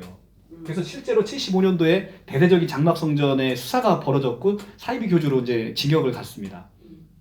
근데 이 유재열이 배도 장막성전이라는 하나님의 성전의 교주, 그러니까 그 맡겼는데 이 교주가 배도를 하는 바람에 이제 그렇게 부패를 했고, 그 다음에 이 배도자에 이어서 맡았던 오평호가 이 장막성전을 일반 기성교회에 팔아넘겼다. 그래서 이거를 이제 멸망자라고 합니다.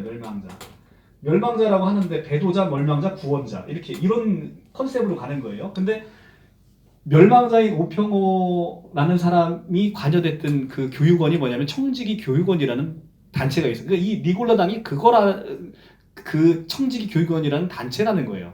그런데 요한계시록에 있어서 니골라당은요, 이게 2000년 전에 대한민국 과천 땅에서 나온 사이비 교주를 위해서 이 책이 쓰여졌다는 겁니다.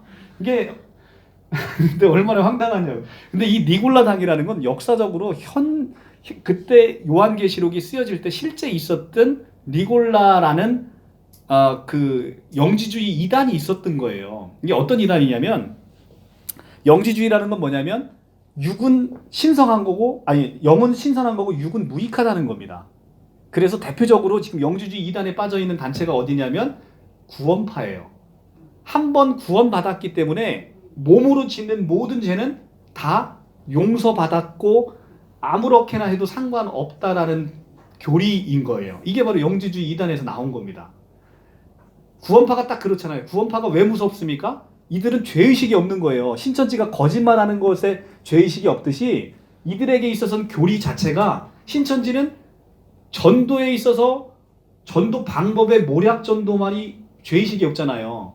그런데 이 구원파는 사람이 짓는 모든 범죄에 대해서 죄의식이 전혀 없어요. 왜냐하면 한 번 구원받은 자에게 있어서의 그 영적인 세계는 육적인 세계가 영적인 세계에 영향을 미치지 못한다. 그러니까 사람을 죽여도 나는 사람을 죽여도 하나님 앞에서 자유로운 거예요. 그러니까 구원파 애들은 무서울 수밖에 없는 거예요. 왜냐하면 세상에 죄에 대하여 죄의식이 전혀 없는 거예요. 교리 자체가. 이제 그런 단체가 뭐냐면 이게 영지주의 이단을 바탕서 무율법주의라고 하거든요. 무율법주의를 가르쳤던 단체가 있는데 그게 바로 니골라당이라는 거예요. 그래서 우리는 이미 이제 구원받았기 때문에 마음대로 살아도 천국 간다 라는 영적인 것은 고급스럽고 육적인 것으로 죄를 지어도 영적으로 얻은 구원에 영향을 줄 수 없다. 이런 가르침이 바로 그 영지주의 이단이라는 겁니다. 그래서 이게 그때 나타난 게 바로 니골라당이고요.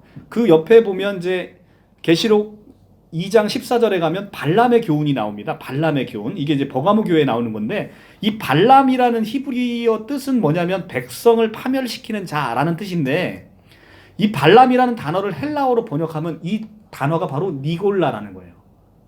발람은 히브리어인데 이것을 헬라어로 번역하면 니골라라는 거예요. 그러니까 발람과 니골라는 같은 계열의 같은 거라는 거예요. 그러니까 영지주의 이단에서 나오는 우리를 아까 뜻이 뭐라고 그랬어요? 백성을 파멸시키는 자라는 뜻을 가진 이단인 거예요.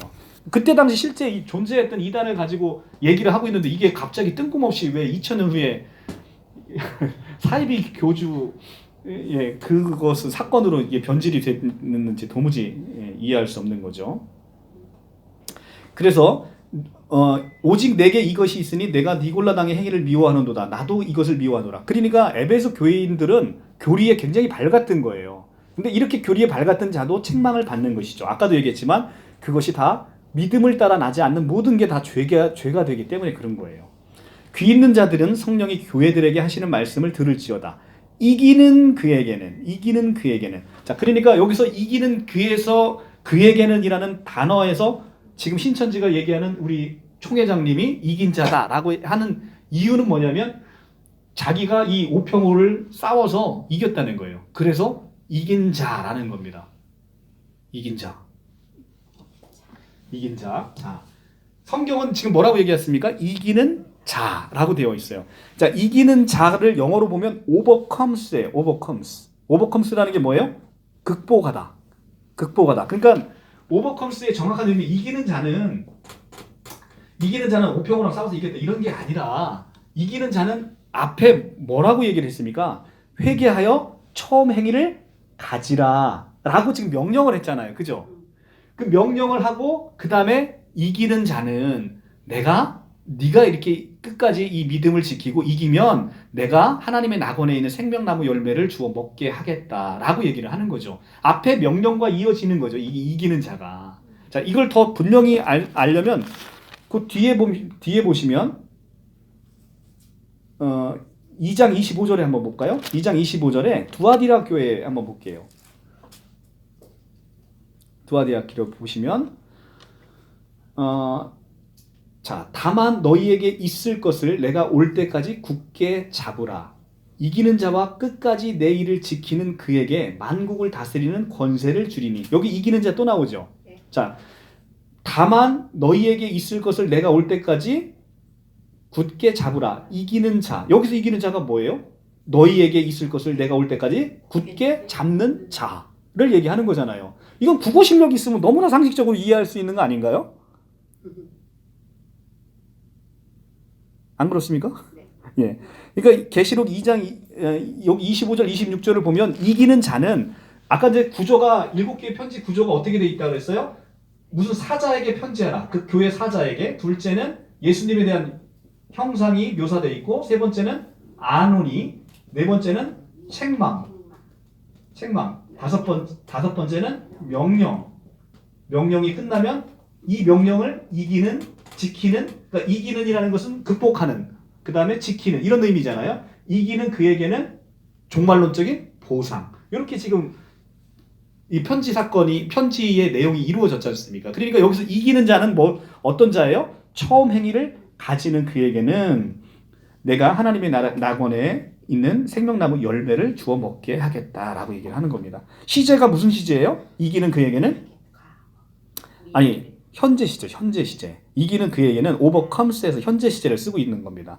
그러니까 이기는 그에게는 현재 시제란 말이에요. 그러니까 현재 시제이기 때니까 이기는 자라는 것이 그러니까 이긴 자라는 것은 이기는 자하고는 너무 다른 거죠. 이게 현재 시제고 그에게 이기는 그 말씀에 순종해서 그 회개하여 처음 사랑을 끝까지 지키는 자, 이 사람들이 이기는 자죠. 이게 이제 성경에서 이기는 자에 대해서 자 그러면 첫째 이제 여기서 이제 우리가 고민해 봐야 될 게 자 그래 좋다 이거 이기는 자 뭐 동일하다고 봅시다. 이기는 자 이거는 과거 시제고 이건 현재 시제인데 시제도 다를 뿐더러 설령 같다라고 보자는 거예요. 같다. 그러면 이 이긴 자가 우리 이만희 초계장님을 얘기하고 있는지를 한번 보자는 거예요. 성경에서. 그들이 금지 오겹하고 있는 이 이기는 자에 대한 계시록의 15장 2절을 한번 봅시다.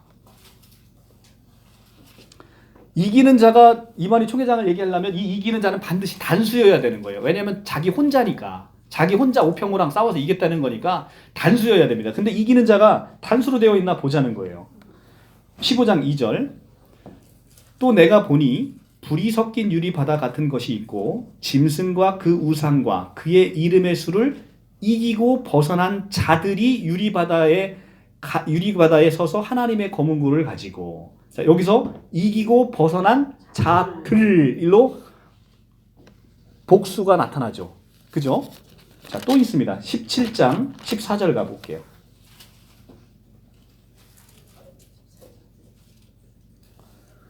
그들이 어린 양과 더불어 싸우려니와 어린 양은 만주의 주시요 만왕의 왕이심으로 그들이 이기실 터이요 또 그와 함께 있는 자들 곧 부르심을 받고 택하심을 받은 진실한 자들도 이기리로다. 자, 이기리로다. 이 이기는 자가 누구예요? 예수님으로부터 부르심을 받고 택하심을 받는 진실한 자들이죠. 복수지 않습니까? 그죠? 그러니까 결국 이기는 자라는 건 누군 거예요? 끝까지 예수님 오실 때까지 우리의 믿음을 지키는 모든 예수 믿는 믿음의 성도들이 이기는 자라는 거죠. 자, 이기는 자의 개념에 대해서 이렇게 일단 복수로 나온 것을 여러분들 확인해 보시고요. 그 다음에 정말 이기는 자가 뭔지를 우리가 요한 1서를 통해서 알 수 있는 거예요. 요한 1서. 그 앞장에 가시면 있습니다. 요한계시록 앞장. 요한 1서 5장에 정말 이기는 자가 뭔지를 한번 보겠습니다. 요한 1서 5장 3절부터 제가 읽어보겠습니다. 5장 3절 하나님을 사랑하는 것은 이것이니 우리가 그의 계명을 지키는 것이라. 그의 계명들은 무거운 것이 아니로라. 무릇 하나님께로부터 난 자마다 세상을 이기느니라. 세상을 이기는 승리는 이것이니 우리의 믿음이니라. 예수께서 하나님의 아들이심을 믿는 자가 아니면 세상을 이기는 자가 누구냐? 자, 이기는 자가 누구라는 거예요? 예수께서 하나님의 아들이심을 믿는 자가 이기는 자인 거예요. 그러니까 무릇 하나님께로부터 난 자마다 세상을 이기느니라. 자, 그러니까 이기는 자는 무엇을 이기냐면 로마의 군대로부터 핍박받고 환난받는 그 세상으로부터 우리가 믿음을 지켜내는 이 승리의 사람, 세상을 이기는 사람, 이 사람을 바로 이기는 자라고 얘기하는 거지. 꼴랑 사이비 이단 교주랑 싸워서 이기는 그거를 갖고 얘기하는 게 아니지 않습니까? 그죠? 세상을 이긴다는 거예요. 세상은 뭐예요? 세상의 공중 권세 잡은 마귀, 사탄으로부터 우리가 믿음을 끝까지 굳건하게 지켜내는 자. 이것을 바로 이기는 자라고 얘기를 하고 있습니다. 요한 1서가.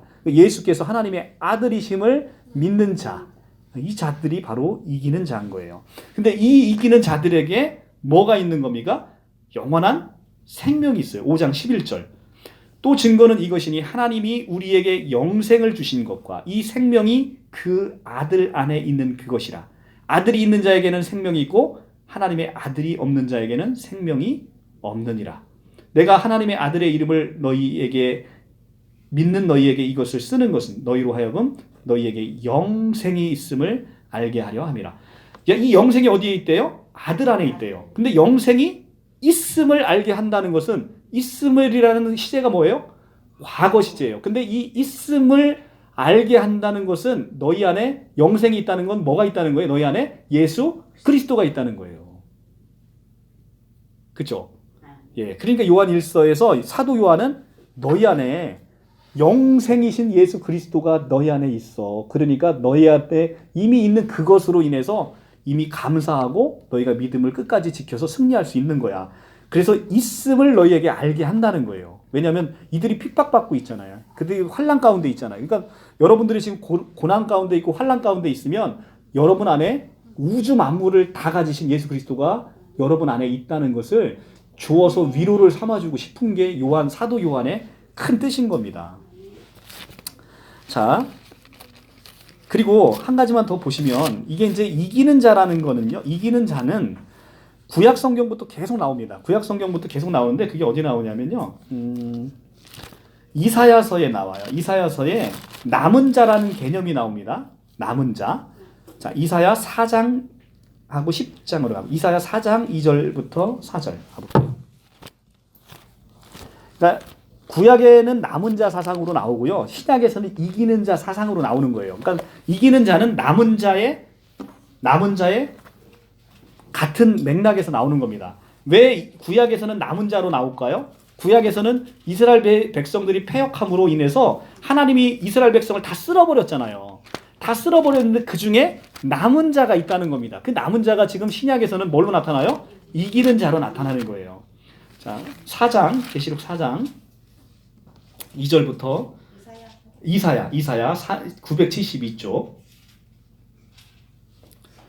그날에 여호와의 싹이 아름답고 영화로울 것이요 그 땅의 소사는 이스라엘의 피난한 자를 위하여 영화롭고 아름다울 것이며 시온에 남아있는 자, 여기 남아있는 자 나오죠. 이게 바로 남은 자예요. 남은 자 사상. 시온에 남아있는 자, 예루살렘에 머물러 있는 자, 곧 예루살렘 안에 생존한 자 중 기록된 모든 사람은 거룩하다 칭함을 얻으리니. 자, 남아있는 이 모든 사람은 거룩하다 칭함을 받는다는 거예요. 근데 이 남은 자가 한 사람이에요? 여러 사람이에요?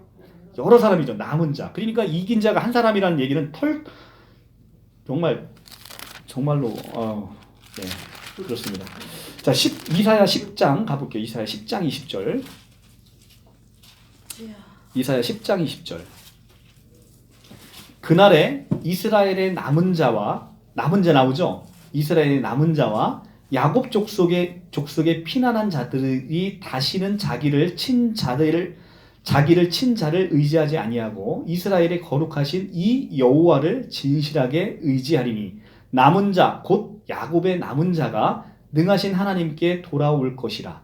자, 남은 자가 하나님께 돌아올 것이라. 이스라엘이여 내 백성이 바다의 모래 같을지라도 남은 자만 돌아오리니 넘치는 공의로 파멸이 작정되었습니다. 자, 남은 자만 살아남는다는 거예요. 이 남은 자 사상이 신약에서 이기는 자로 돌아오는 거예요. 아시겠죠? 자, 로마서 11장 5절 한번 볼까요? 로마서 11장 5절.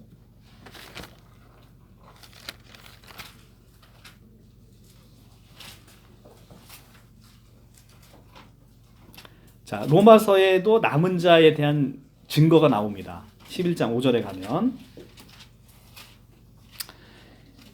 이게 지금 엘리야 선지자의 그 구약을 인용해서 쓰고 있는 건데요. 11장 5절에 보면 그런즉 이와 같이 지금도 은혜로 택하심을 따라 남은 자가 있느니라. 남은 자가 있느니라. 이 구약 인용이란 말이죠. 이것이 열왕기 상에 대한 그 인용이기 때문에 열왕기 상에 대한 인용으로 남은 자가 로마서에도 나타나는 겁니다. 이 남은 자 사상이 지금 마지막 때 이긴 자 사상으로 요한계시록에 그대로 투영이 되어 있는 겁니다. 그러니까 무슨 얘기예요? 끝까지 예수 그리스도로 인해서 믿음을 이겨내는 사람, 이 사람들에게 모든 생명나무 열매를 주어 먹게 하겠다는 겁니다. 자, 생명나무 열매를 주어 먹게 한다는 뜻이 뭐예요? 아담과 그 후손에게 막혀버린 생명나무가 이제 우리에게 열렸다는 거예요. 할렐루야죠. 자, 이게 어떻게 막혔는지를 우리 창세기를 통해서 한번 보겠습니다. 창세기.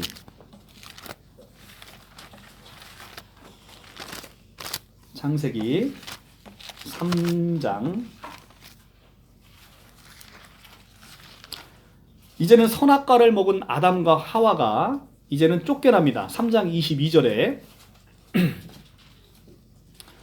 여호와 하나님이 이르시되 보라 이 사람이 선악을 아는 일에 우리 중에 하나같이 되었으니 그가 그의 손을 들어 생명나무 열매도 따먹고 영생할까 하노라 하시고 여호와 하나님이 에덴 동산에서 그를 내보내시어 그의 근원이 된 땅을 갈게 하시니라. 이같이 하나님이 그 사람들을 쫓아내시고 에덴 동산 동쪽의 그룹들과 두루 도는 불칼을 두어 생명나무의 길을 지키게 하시니라. 자, 아예 쫓아버리고 이제 생명나무에 접근도 못하게 뭐를 두었대요? 그룹들과 두루 도는 불칼을 두어서 생명나무에 아예 접근하지도 못하도록 인간을 만들어 버렸어요. 이렇게 저주받은 창세기의 저주가 어디서 풀리는 거예요? 요한계시록에서 예수님이 오심으로 이미 그것은 풀렸고 다시 오심으로 그것이 완성이 되는 거예요. 그러니까 우리가 종말론에서 계속 배웠죠. 조직신학에서. 우리의 구원론은 뭐라고요? Already not yet. Already not yet. 그러니까 이미 구원은 영적인 상태에서는 이미 이루어졌다는 거죠. 영적인 상태, 영적으로 신분적인 상태에서는 이미 구원은 너희는 그 은혜에 의하여 믿음으로 말미암아 구원을 받았으니 과거로 다 돼 있다는 거예요. 이미 이루어졌다는 거예요. 구원은. 그런데 이 구원은 아직 완성되지 않아서 미래에 다시 오실 예수님에 의해서 not yet. 아직 완성되지 않았다는 거예요. 그러니까 우리는 역동적인 구원관을 이렇게 보고 있다는 거죠. 그래서 already인 이 구원. 이 구원이 아담과 하와에게 막혀있던 이 생명나무의 접근권이 창세기에서 막혔던 것이 이제는 2000년 전에 예수님이 오셔서 이것의 영생을 아까 요한일서 5장에서 읽었죠. 너희 안에 뭐가 있음을 알게 한다? 영생이 있음을 알게 하기 위해서 요한일서를 썼다는 거잖아요. 그러니까 영생이 이미 여러분들에게 주어졌다는 거예요. 그러니까 이 두루 도는 불칼이 다 없어졌다는 거 우리에게 있어서는. 근데 이것이 마지막 날에 언제 나타나요? 예수님이 다시 오실 때 그것이 가시적으로 나타난다는 거죠. 그러니까 이렇게 맡겼던 것이 영적으로 신분적 운명적으로 생명나무 열매를 우리가 먹은 자가 됐고 육적으로도 이 생명나무 열매 과실을 마지막 날에 누리게 된다는 것이죠. 그래서 이 생명나무 열매는 창세기에 타락한 에덴 동산의 회복을 얘기하고 있는 겁니다. 그러니까 요한계시록은 끝까지 나중에 이제 요한계시록 가게 되면 마지막 새하늘과 새 땅에 뭐가 나타납니까? 에덴 동산에 있었던 모든 것들이 다시 회복돼서 나타나잖아요. 나타나는데 거기에 뭐가 없다고 그랬어요? 선악과가 없다고 했어. 그러니까 에덴 동산이 그대로 회복이 되는데 그 회복된 새하늘과 새 땅에는 뭐가 없어요? 선악나무가 없는 거예요. 선악나무가. 생명나무만 있고 선악나무가 없어졌어요. 그게 바로 요한계시록에 나오죠. 요한계시록 22장에 가면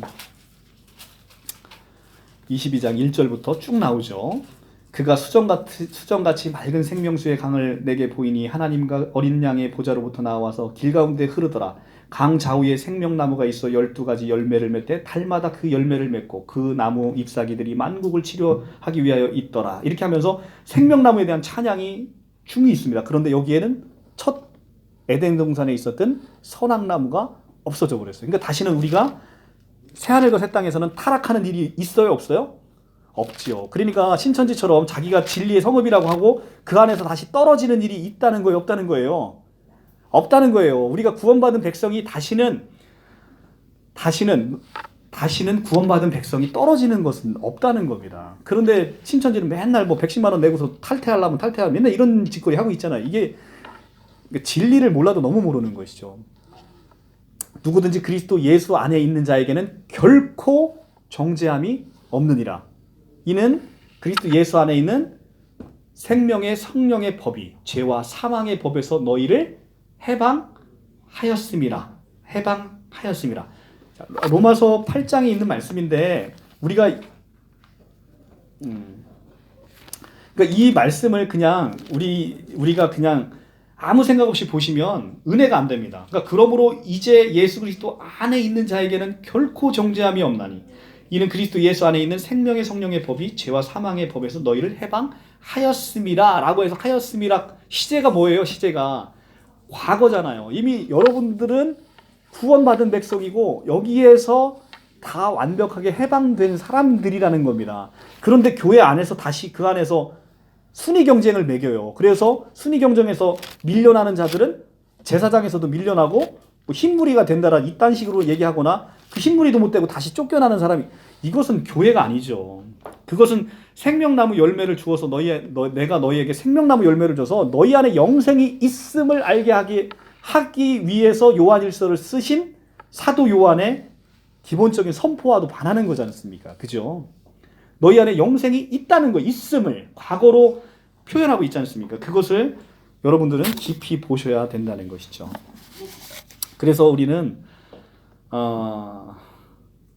우리 안에 그 생명나무의 열매라는 것은 이 생명나무 열매는 우리가 가지고 있는 생명하고는 본질이 다른 거잖아요. 그러니까 여러분도 생명이 있지 않습니까? 근데 생명나무가 왜 필요해요?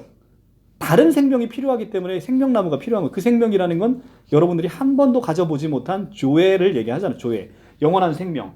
그러니까 예수 생명을 얘기하는 거죠. 예수 생명. 예수는 창조주니까 창조주의 생명이라는 거예요. 피조물과는 근본이 다른 생명. 그러니까 우리가 육체 영생을 한다는 것은 지금 이 목숨을 갖고 영원히 산다는 건데 그런 피조물로 영원히 살아본들 성경에서는 무슨 의미가 있냐는 거예요. 아무 의미가 없는 거예요. 우리가 본질이 다른 생명으로 살아가는 것. 그것을 성경에서는 얘기하고 있다. 여기서 생명나무는 바로 그 영원히 꺼지지 않는 그 생명. 그 생명나무를 얘기하고 있는 것이죠. 이게 바로 이 생명나무가 누구예요? 바로 우리 주 예수 그리스도를 얘기하고 있는 거죠. 그러니까 이 생명나무에 생명을 줄 수 있는 분은 우리 주 예수 말고는 아무것도 없는 겁니다. 아무것도. 자, 오늘 조금만 더 하고 서머나교회 간단하니까 서머나교회는 그래도 조금 빨리 가보겠습니다. 서머나교회 사자에게 편지하라. 처음이요 마지막이요 죽었다가 살아나신 이가 이르시되 내가 내 환난과 궁핍을 알거니와 실상은 내가 부유한 자니라. 자칭 유대인이라 하는 자들의 비방도 알거니와 실상은 유대인이 아니오 사탄의 회당이라.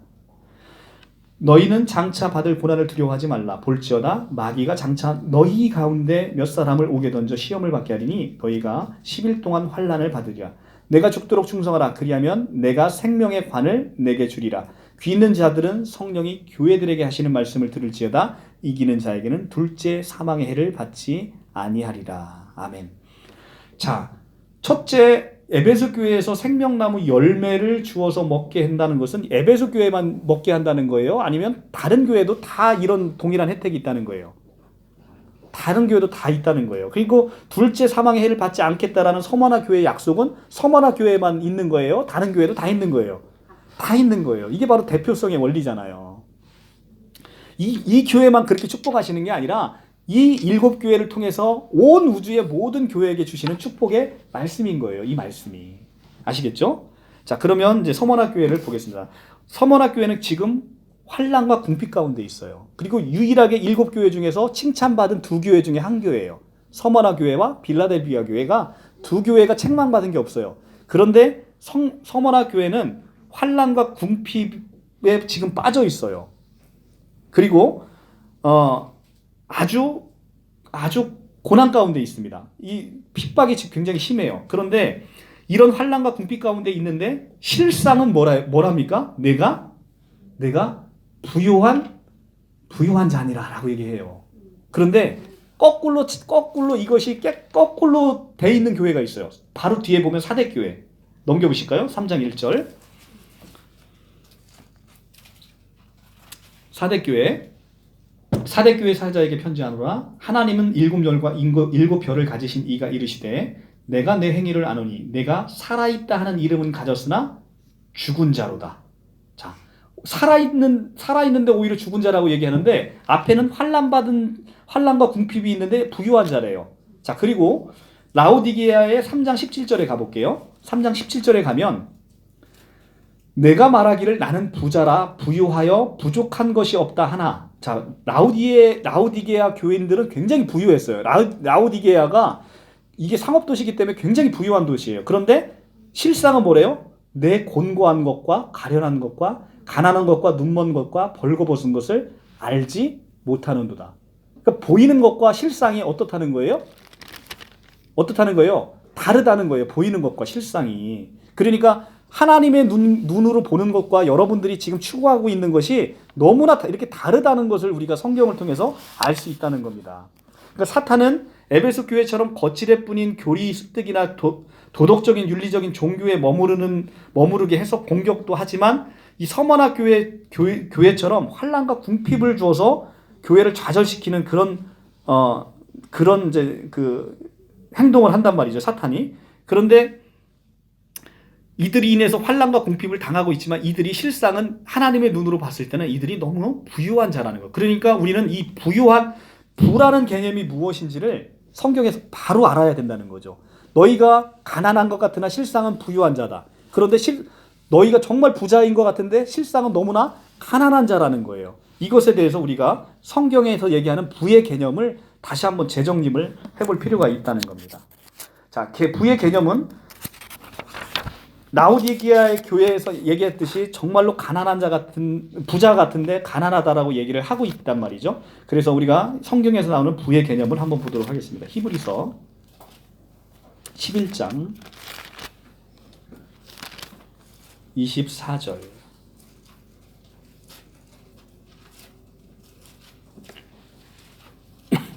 히브리서 11장 24절.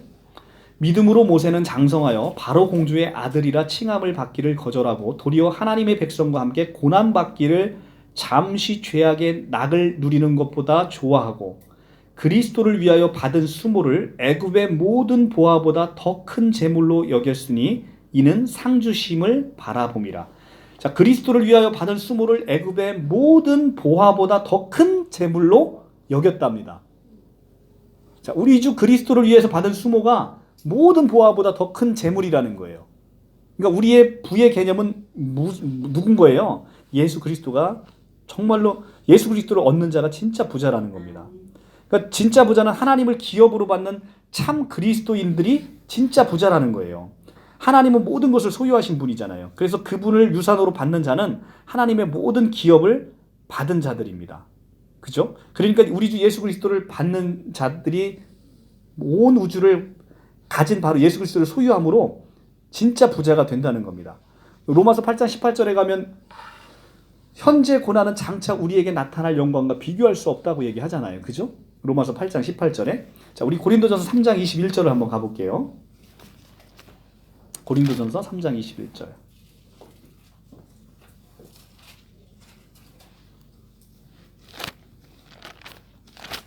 고린도전서 3장 21절. 그런즉 누구든지 사람을 자랑하지 말라. 만물이 다 너희 것임이라. 만물이 누구 거래요? 너희 거래요. 만물이 다 우리 거라는 거예요. 바울이나 아볼로나 게바나 세계나 생명이나 사망이나 지금 것이나 장래 것이나 다 너희 것이랍니다. 다 너희 것이래요. 다 너희 것인데 너희는 그리스도의 것이고 그리스도는 하나님의 것이랍니다. 자, 우리는 만물이 다 우리 것이고 우리는 그리스도 것이고 그리스도는 하나님의 것이라는 거예요. 얼마나 은혜롭습니까? 그죠? 야고보서 2장 5절로 한번 가볼까요? 고린도 전서가 있으니까 바로 후서로 넘어가 볼게요. 바로 고린도 후서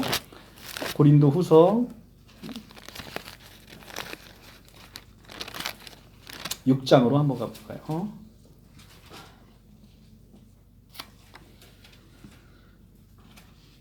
6장 7절부터 읽어보겠습니다.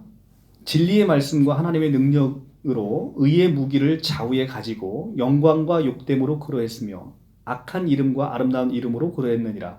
우리는 속이는 자 같으나 참되고 무명한 자 같으나 유명한 자고 죽은 자 같으나 보라 우리가 살아있고 징계를 받은 자 같으나 죽임을 당하지 아니하고 근심한 자 같으나 항상 기뻐하고 가난한 자 같으나 많은 사람을 부유하게 하고 아무것도 없는 자 같으나 모든 것을 가진 자로다. 아멘. 이렇게 놀라운 역설, 그러니까 성경은 역설이잖아요. 여러분들은 성경을 역설로 이해하지 못하면 성경을 제대로 보는 게 아니에요. 예수 그리스도께서 로마 그 모든 유대인들이 기대했던 것처럼 백마 타고 와서 로마 군병들을 다 무찔러주는 이런 것이 아니고 십자가에 처참하게 달려 나귀 타고 들어오셔서 초라한 모습으로 달려 죽으셨단 말이에요. 그런데 성경은 그걸 뭐라고 얘기합니까? 승리라고 얘기합니다. 승리. 성경은 그걸 승리라고 얘기한다는 거예요. 성경은 그걸 승리라고 얘기하는 그 큰 역설을 여러분들이 보라는 거죠. 여러분들이 세상에서 돈 많고 권세 많고 이런 게 승리가 아니라 정말로 가난하게 살아도 그 안에 예수 그리스도가 충만히 차면 그것이 바로 부유한 자라는 거예요. 이것이 성경에서 얘기하는 역설이라는 거죠. 여러분들이 이 역설을 이해하지 못하시면 성경을 너무 왜곡해서 보시는 것이죠. 그러니까 우리가 교회에서 예수 믿고 잘 먹고 잘 산다는 이런 식의 설교가 나가는 거는 그건 성경을 몰라도 너무나 왜곡해서 가르치는 거죠. 성경에서 예수 믿고 잘 먹고 잘 사는 인물이 단 한 사람이라도 있습니까?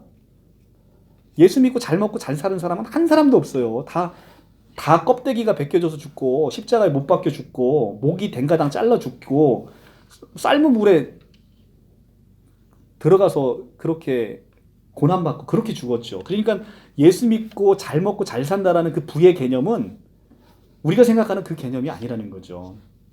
야고보서 2장 5절을 한번 볼게요. 372쪽. 내 사랑하는 형제들아 들을지어다. 하나님이 이 세상에서 가난한 자를 택하사 믿음에 부유하게 하시고 또 자기를 사랑하는 자들에게 약속하신 나라를 상속으로 받게 하지 아니하셨느냐. 하나님이 가난한 자를 택해서 어떻게 하신대요? 믿음에 부유하게 하신다는 거예요. 근데 이 믿음의 부유는 허상뿐인 믿음의 부유가 아니라 이제는 예수 그리스도께서 다시 이 땅 가운데 오시면 우리 눈에 구체적으로 보이는 그 실제가 있는 그러니까 현재 우리에게 있는 고난은 장차 우리에게 나타날 영광과 비교할 수 없다고 얘기하잖아요. 로마서 8장 18절에. 그죠? 우리는 그 영광을 바라보며 사는 게 이것이 바로 부의 개념이라는 겁니다. 여러분들 이 부의 개념으로 여러분들 사셨으면 좋겠습니다. 자, 계시록 다시 돌아와서 자, 너희는 장차 받을 고난을 두려워하지 말라. 볼지어다 마귀가 장차 너희 가운데, 여기도 너희가 나옵니다. 그러니까 서머나 교회의 모든 사람에게 편지를 한 것인 것을 우리가 알 수 있죠. 몇 사람을 옥에 던져 시험을 받게 하리니 너희가 10일 동안 환난을 받으리라. 자, 옥에 던져지는 사람은 몇 사람이에요? 그런데 환난을 받는 사람은 너희 전체인 거예요. 이것이 바로 교회 공동체의 놀라운 연합의 신비를 얘기하고 있는 겁니다. 옥에 던져진 사람은 몇 사람인데 교회 전체가 아파한다는 거예요. 교회 전체가. 고린도 전서 12장을 한번 가볼게요. 고린도 전서 12장.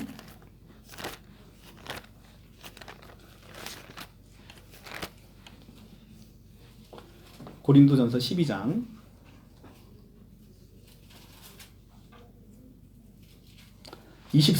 12장 24절부터 우리의 아름다운 지체는 그럴 필요가 없느니라. 오직 하나님이 몸을 고르게 하여 부족한 지체에게 귀중함을 더하사 몸 가운데 분쟁이 없고 오직 여러 지체가 서로 같이 돌보게 하셨느니라. 만일 한 지체가 고통을 받으면 모든 지체가 함께 고통을 받고 한 지체가 영광을 받으면 모든 지체가 함께 즐거워하느니라. 너희는 그리스도의 몸이요 지체의 각 부분이라. 자, 우리가 그리스도의 몸을 이루기 때문에 한 지체가 아프면 다 아픈 거예요. 내 몸에 요만큼 아픈데 내 몸이 고통을 못 느끼면 그건 내 몸의 일부가 아닌 거죠. 그죠?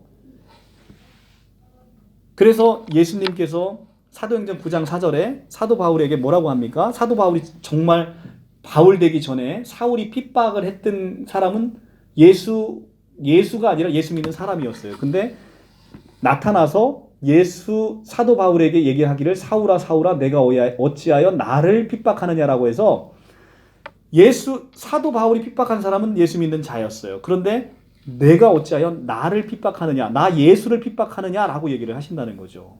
얼마나 은혜로운 거예요.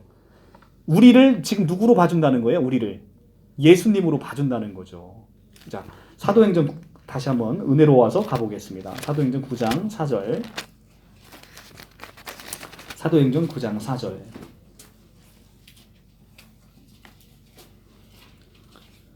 9장 1절부터 사울이 주의 제자들에게 대하여 여전히 위협과 살기가 등등하여 대제사장에 가서 다메섹 여러 회당에 가져갈 공문을 청하니 만일 그의 도를 따르는 사람들을 만나면 남녀 막론하고 결박하여 예루살렘에 잡아오려 하거든. 자, 사도 바울이 잡아오려고 하는 사람은 누구예요? 예수의 도를 따르는 사람들이었어요. 남녀 막론하고 결박해서 잡아오려고 했습니다. 그런데 사울이 길을 가다가 다메섹에 가까이 이르되 호련히 하늘로부터 빛이 그를 둘러 비추는지라 땅에 엎드려져 들음에 소리가 있어 이르되 사울아 사울아 내가 어찌하여 나를 박해하느냐 하시거늘. 대답하여 이르시되 주여 누구시니까 나는 내가 박해하는 예수라.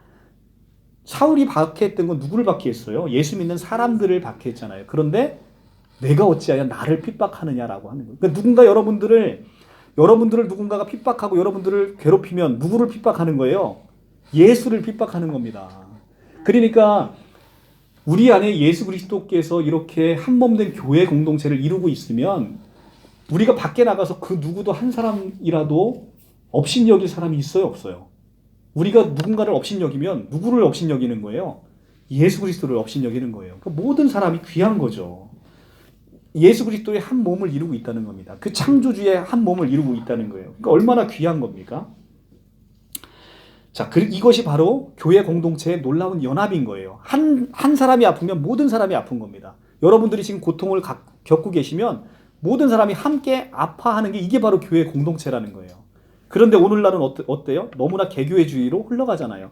우리 교회만 잘 되면 되는 거예요. 니네 교회는 잘 되든 말든 우리 교회만 잘 되면 되는 거예요. 근데 교회는 그게 아니라는 거죠. 교회가 다 모여서 거룩한 뭘 이루어요? 공교회를 이루는 공교회. 개교회가 아니라는 거죠.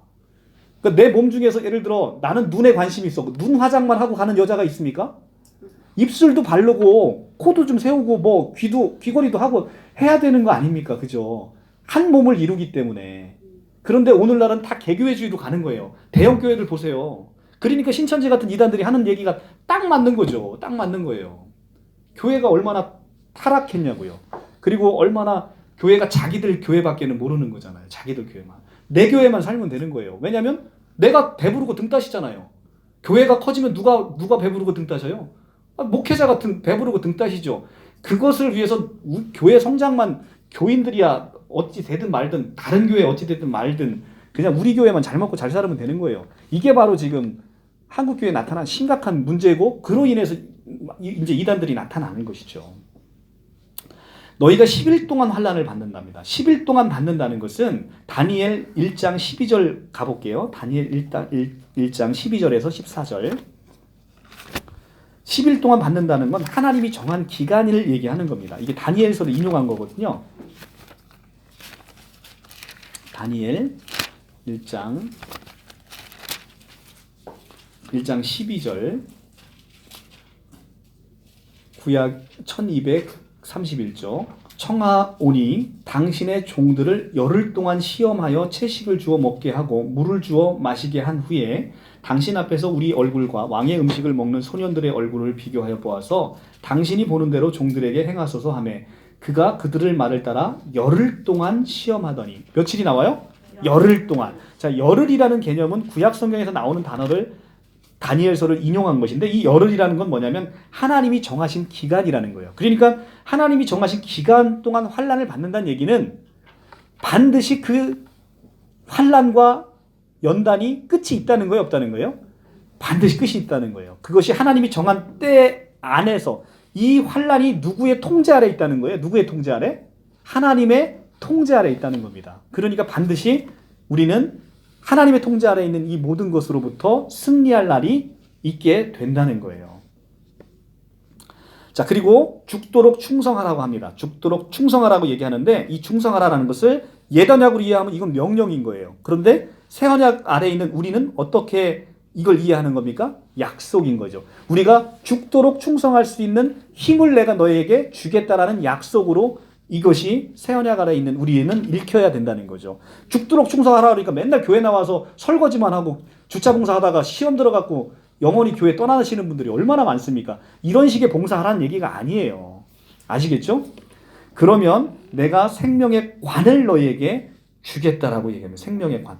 생명의 관을 내게 주겠다라는 시제를 보면 미래 시제잖아요. 그죠? 그러니까 생명의 관은 미래에 받는다. 이렇게 생각하시면 안 된다는 거예요. 왜 그러냐면 자, 계시록 3장 1절을 한번 가볼게요. 3장 11절. 3장 11절. 여기도 면류관이 나옵니다. 3장 11절은 빌라델피아의 교회에게 나오는 축복의 말씀인데 내가 속히 오리니 내가 가진 것을 굳게 잡아 아무도 내 면류관을 빼앗지 못하게 하라. 자, 빌라델피아 교회에게는 뭐라고 합니까? 면류관을 주겠다고 합니까? 아니면 준 것을 빼앗기지 말라고 얘기합니까? 준 것을 빼앗기지 말라고 얘기하는 거예요. 그러니까 우리가 여기서 또다시 뭘 볼 수 있는 거예요? 이미와 아직, already와 not yet, 이미와 아직의 상태를 여기서도 또 볼 수 있는 거예요. 면류관은 이미 우리에게 주어진 거예요. 주어진 거라는 거죠. 그러니까 생명의 면류관을 내게 주리라 라고 얘기하니까 이게 미래에 우리한테 주어질 거다. 내가 열심히 전도해서 왕 같은 제사장 되면 면류관 받을 것이다. 이렇게 생각하면 안 되는 거예요. 이미 3장 11절에서 보시면 이 면류관은 이미 너에게 주어졌고 빼앗기지 말도록 하라라고 얘기를 하니까 이 면류관은 이미 우리에게 주어졌고 마지막 날까지 우리가 굳건히 잡아서 이 생명의 면류관을 실제로 영적으로는 이미 받았지만 영적으로 실제 받았지만 우리가 부활한 몸에 이 생명의 면류관은 언제 받아요? 재림 때 받게 되는 거예요. 그래서 미래 시제로 나타나는 거예요. 아시겠죠? 자, 그리고 이 죽도록 충성하고 생명의 면류관을 받는 자들에게는 무슨 해를 받지 않아요? 둘째 사망의 해를 받지 않는 거예요. 둘째 사망의 해를 자, 우리가 계시록 20장에 가면 나옵니다. 계시록 20장 11절 14절 아니 20장 14절만 볼게요. 계시록 20장 14절 사망과 음부도 불못에 던져지리니 이것이 둘째 사망 곧 불못이라. 둘째 사망이 어떤 사망이에요? 이제는 모든 것이 끝나는 사망과 음부에게 던져지는 사망, 불못 사망을 우리는 둘째 사망이라고 합니다. 이 둘째 사망의 해를 받지 않는다는 거예요. 그러니까 마지막 재림의 때 우리가 심판을 받는데 생명의 면류관이 있는 자에게는 영생의 길로, 그 다음에 생명의 면류관을 받지 않는 자에게는 영벌의 길로 이 불못에 던져지는 심판을 받게 되는 거예요. 근데 이 둘째 사망의 해를 받지 않게 해주겠다는 겁니다. 자, 그러니까 우리는 이 둘째 사망의 해, 우리가 정말 두려워해야 될 것은 우리가 지금 얼마 있으면 죽게 될 육체 사망이에요? 이 둘째 사망이에요. 정말 우리가 두려워해야 되는 건 이 둘째 사망을 두려워하는 거예요. 기독교인들에게 있어서 사망은 정말 설레이는 거라니까요. 이제는 영생의 길로 들어가는 관문인 거예요. 그러니까 첫째 사망은 기독교인들에게는 축복이라는 겁니다. 둘째 사망은 저주이지만 첫째 사망은 기독교인들에게 너무나 축복이라는 겁니다. 히브리서 2장 보고 오늘 마치도록 하겠습니다. 히브리서 2장 14절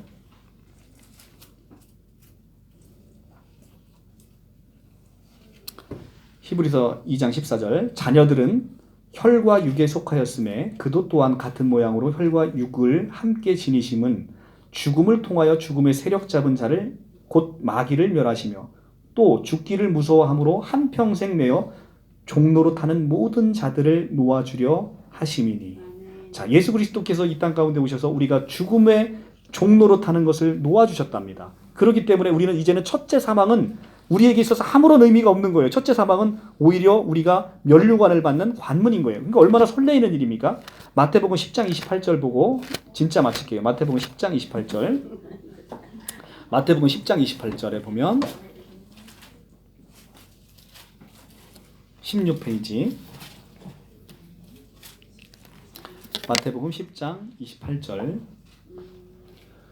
몸은 죽여도 영혼은 능히 죽이지 못하는 자들을 두려워하지 말고 오직 몸과 영혼을 능히 지옥에 멸하실 수 있는 이를 두려워하라.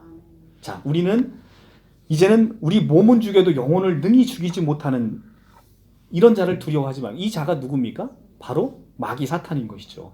우리 몸은 죽일 수 있어도 우리 영혼은 능히 죽이지 못하는 거예요. 그런데 우리가 예수를 알지 못하면 우리는 몸과 영혼이 다 죽어버려서 이제는 둘째 사망의 해인 불못에 떨어지는 겁니다. 이게 얼마나 무시무시하고 무서운 거예요. 우리는 이미 여기로부터 자유함을 받았고 이 영원한 생명이 너희 안에 있음을 알게 하시겠다는 사도 요한의 그 선포를 오늘 우리가 가슴속에 깊이 보면 우리가 받은 이 은혜가 이 구원의 감격이 얼마나 큰지를 알 수 있는 거예요. 우리는 어떤 상태에서 구원받았다고요? 1만 달란트 빚진 상태에서 구원에 이르러졌다는 거예요.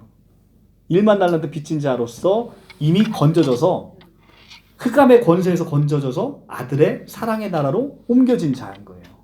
그래서 이미 우리가 요한복음 5장 24절에 내 말을 듣고 나 보내신 이를 믿는 자에게는 이미 사망에서 생명으로 옮겼느니라 이렇게 얘기하잖아요. 사망에서 생명으로 옮겼느니라. 우리가 이미 사망에서 생명으로 옮겨진 자라는 거예요. 우리가 그 옮겨진 자로서 늘 은혜를 누리며 살다 보면 이런 행함이 저절로 나오게 된다는 것이죠. 자, 7교회에 편지하는 사건들은 이렇게 하나하나 구약으로부터 연결돼서 굉장히 은혜롭습니다. 다음에 버가모 교회, 두아디라 교회는 훨씬 더 은혜로워요. 근데 이렇게 은혜로운 성경의 말씀을 구약과 연결해서 해석하지 않고 이게 무슨 유재열 오평호 이런 얘기를 하고 있으니 참으로 한심하고 참 가소롭죠. 예, 우리가 성경을 그렇게 보면 절대 안 되는 겁니다. 그래서 이기는 자는 뭐 쌈박질해서 이기는 게 아니라 믿음을 끝까지 지키는 자, 그죠? 예수 그리스도께서 하나님의 아들이심을 믿는 자가 아니면 세상에 이기는 자가 누구뇨? 이렇게 얘기를 하는 겁니다. 여러분들은 다시 예수님 오실 때까지 다 이기는 자가 됐으면 좋겠습니다. 마치겠습니다.